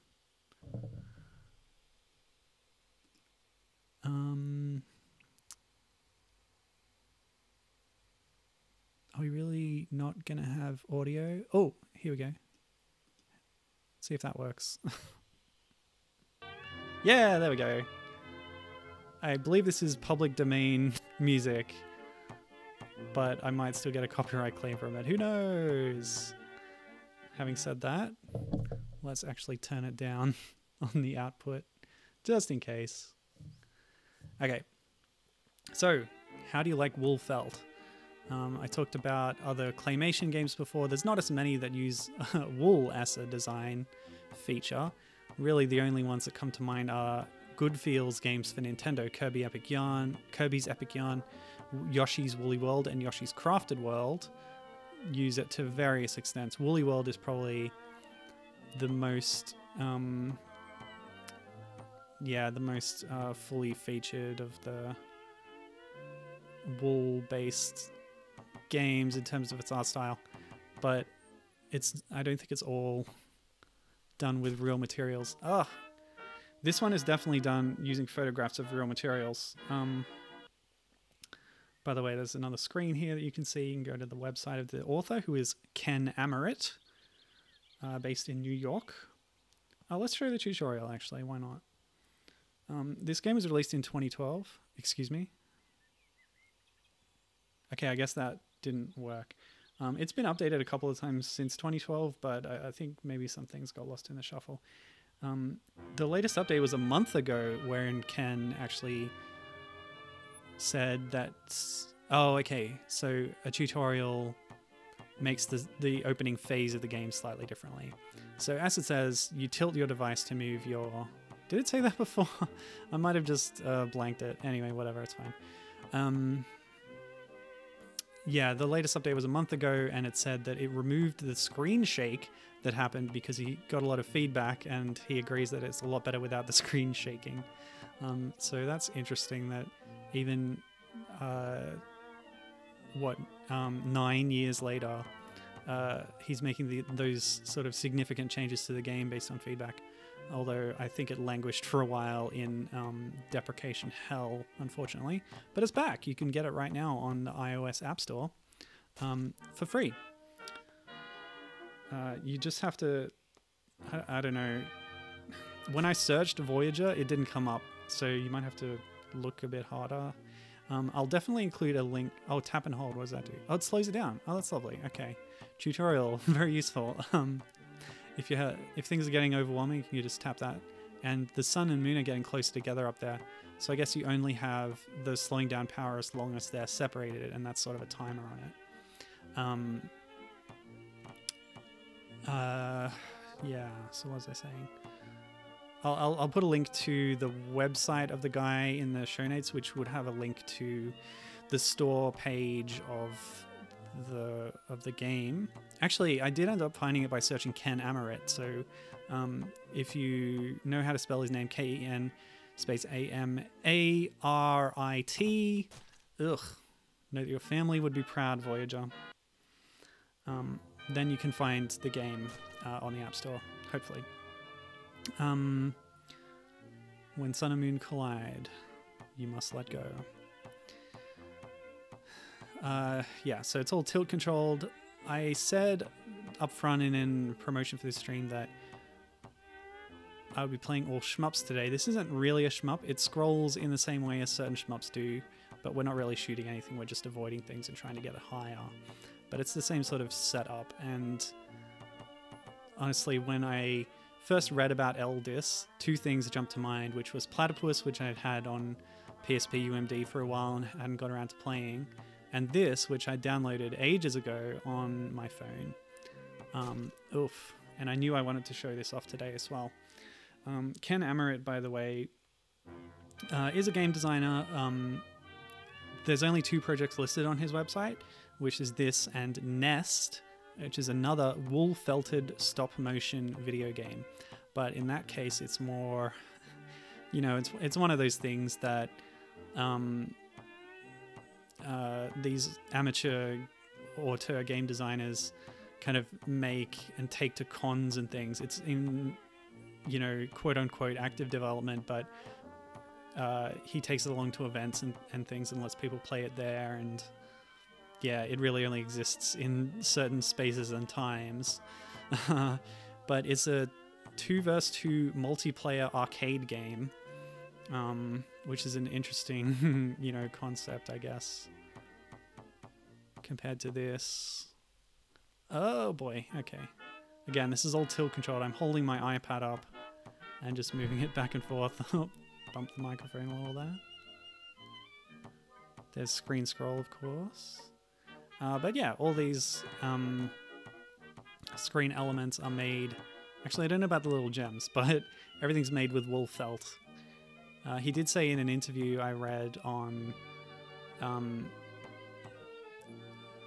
the website Tested, which the logo that is on Ken's website says Jamie and Adams Tested, but when you go to the website it says Adam Savage's Tested, so I guess Jamie Hyneman parted ways with that organization.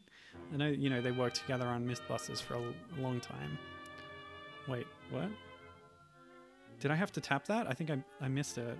There's some kind of power-up. I guess you have to actually interact with the screen, which is... Yeah, okay, I missed it. It's fine. Yeah, so there's an interview with Amarit about the creation of the game. Or, yeah, like a... like it's a what do you call it? A piece. A thing where you write words, you have some pictures, and you talk about the game. Anyway, it's pretty interesting. He talks about how I think he said 80% of the work was in programming it. The creation of the wool assets only took a few hours each, you know, and then photographing them in different angles.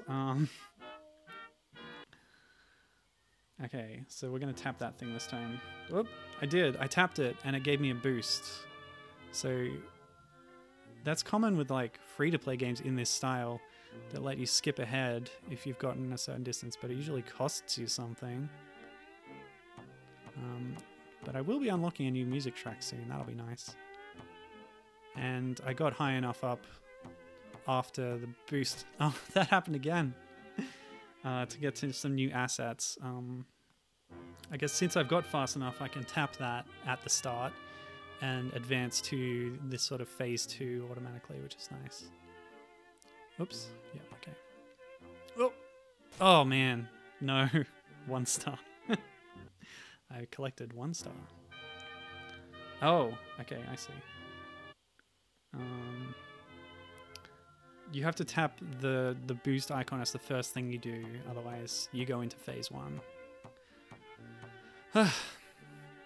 Anyway, Tony in chat says, I like the music, it's cute. Indeed, indeed, indeed. Both things are very true about this game. Let's boost forward, get to the asteroid part. Hopefully we can get a new music track soon.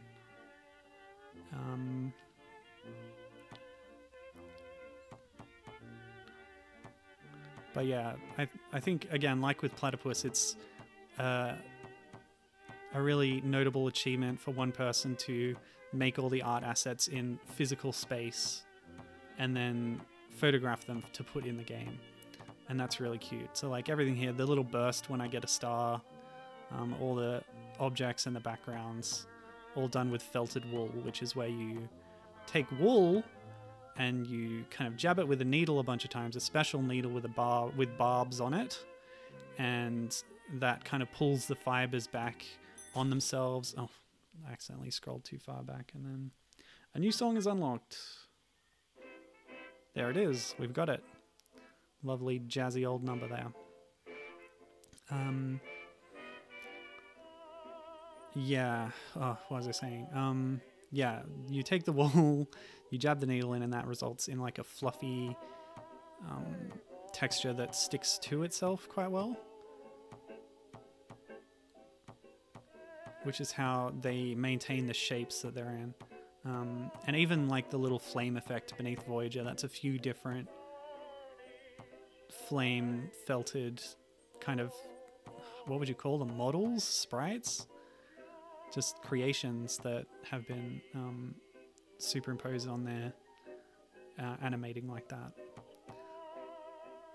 Different rotations of the capsule. Oh, that's really tight. How do you get through that one?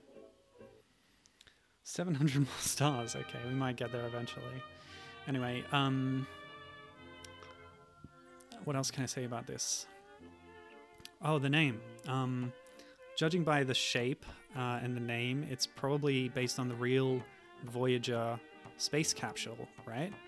Which is I was gonna say unmanned. I don't know if that's too gendered, but whatever.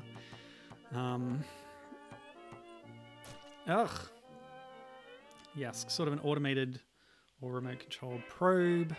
It's not really remote controlled because of the distance it is. It takes hours for light signals to reach it and return.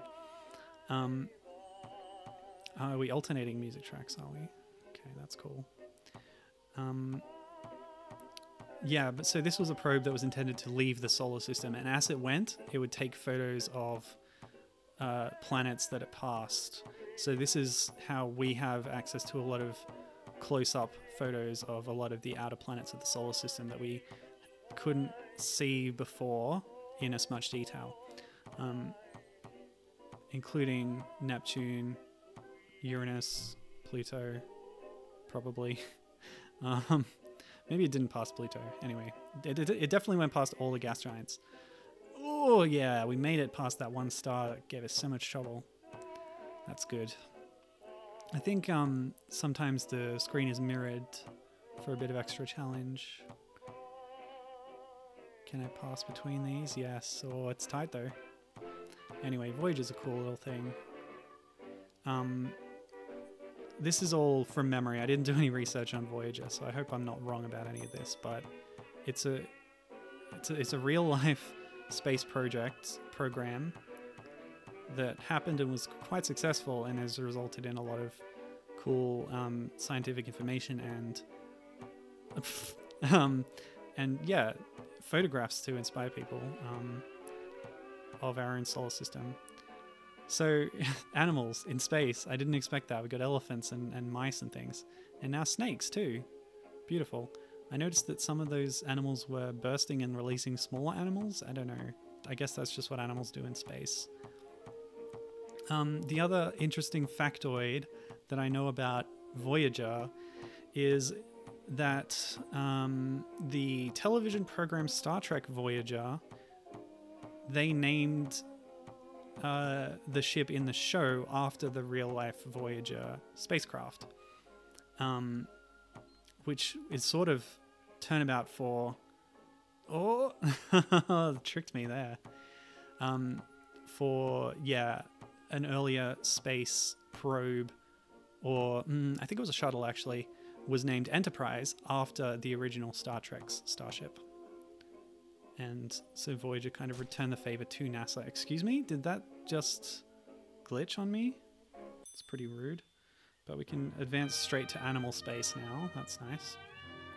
Given says, snakes in space! Oh, this is nice. Gonna just skip all that stuff we had to make our way through. That's good. I'm actually glad that Platypus gave me all that trouble, because that meant I could spend a little bit more time with this one and actually make some progress. Much further than I've ever been in my casual few tries earlier. So I guess those are mice. Sheep. Space sheep. Very cool. Elephants, which are smaller than some of the mice. Are they mice? They don't quite have tails. Oh! There will be no more sleepless nights, Voyager. Oops. Didn't tap the animal icon. Must crash soon. Tony says they love the characters. I agree. They're very cool.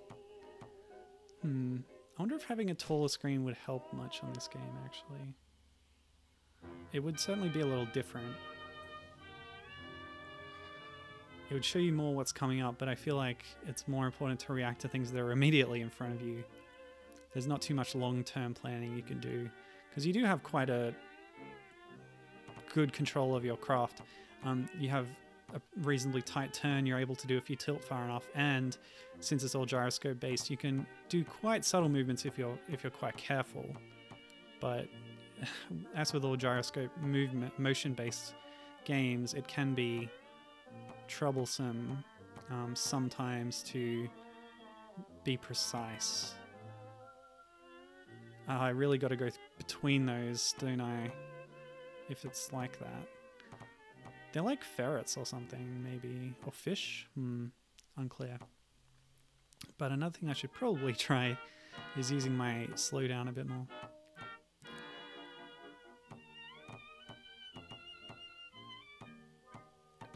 Yeah, I talked about the usage of stock music, and even though it's supposed to be public domain stock music, sometimes it can get copyright claimed on YouTube, because that's the way things are. That happened to me in my first Bubsy fan games showcase stream. I played Rip Van Bubsy, an adventure game based on the premise that Bubsy slept for 100 years, woke up in a new world.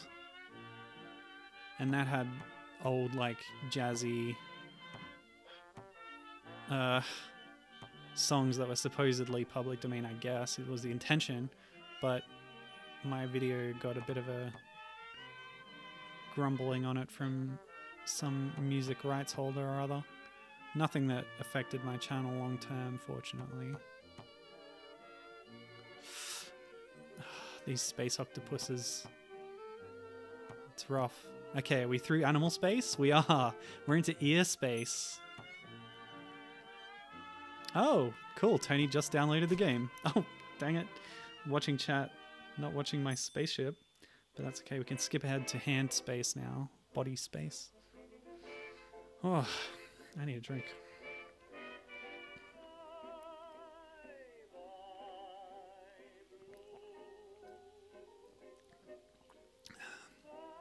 Yeah, I mentioned the changelog, which talked about removing the screen shake from the game.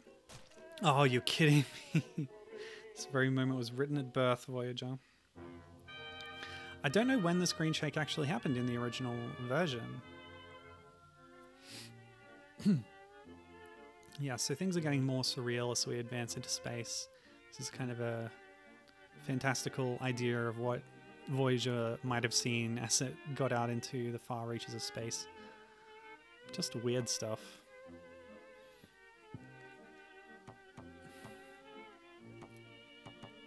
Which is a fun idea, very Gulliver's Travels or something.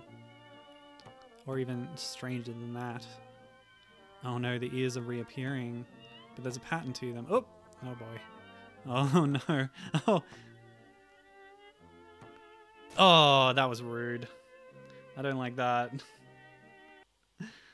Oh, well, holding the iPad in this position, my back's getting quite sore, and I've noticed we've just passed the 2-hour point, so I think I might call it there. I'm glad I could get the iPad capture working.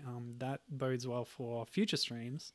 But yeah, thanks for joining me today. I wanted to show off some games that had, you know, these kind of really ambitious or you know, well executed art style aspects to them. Even if the first game disappointed a little bit in that, Platypus is definitely really cool in that, and so is Voyager. So yeah, again, Voyager's free. Platypus is only a few bucks on Steam. And check out your local Wii Virtual Console for Eldis. Just kidding. It's all been shut down. So go pirate it and emulate it. You have my blessing, because that is the important thing. Anyway, thanks for joining me. I had a good time today, and I hope you enjoy the rest of your undisclosed time period until we meet again. So farewell.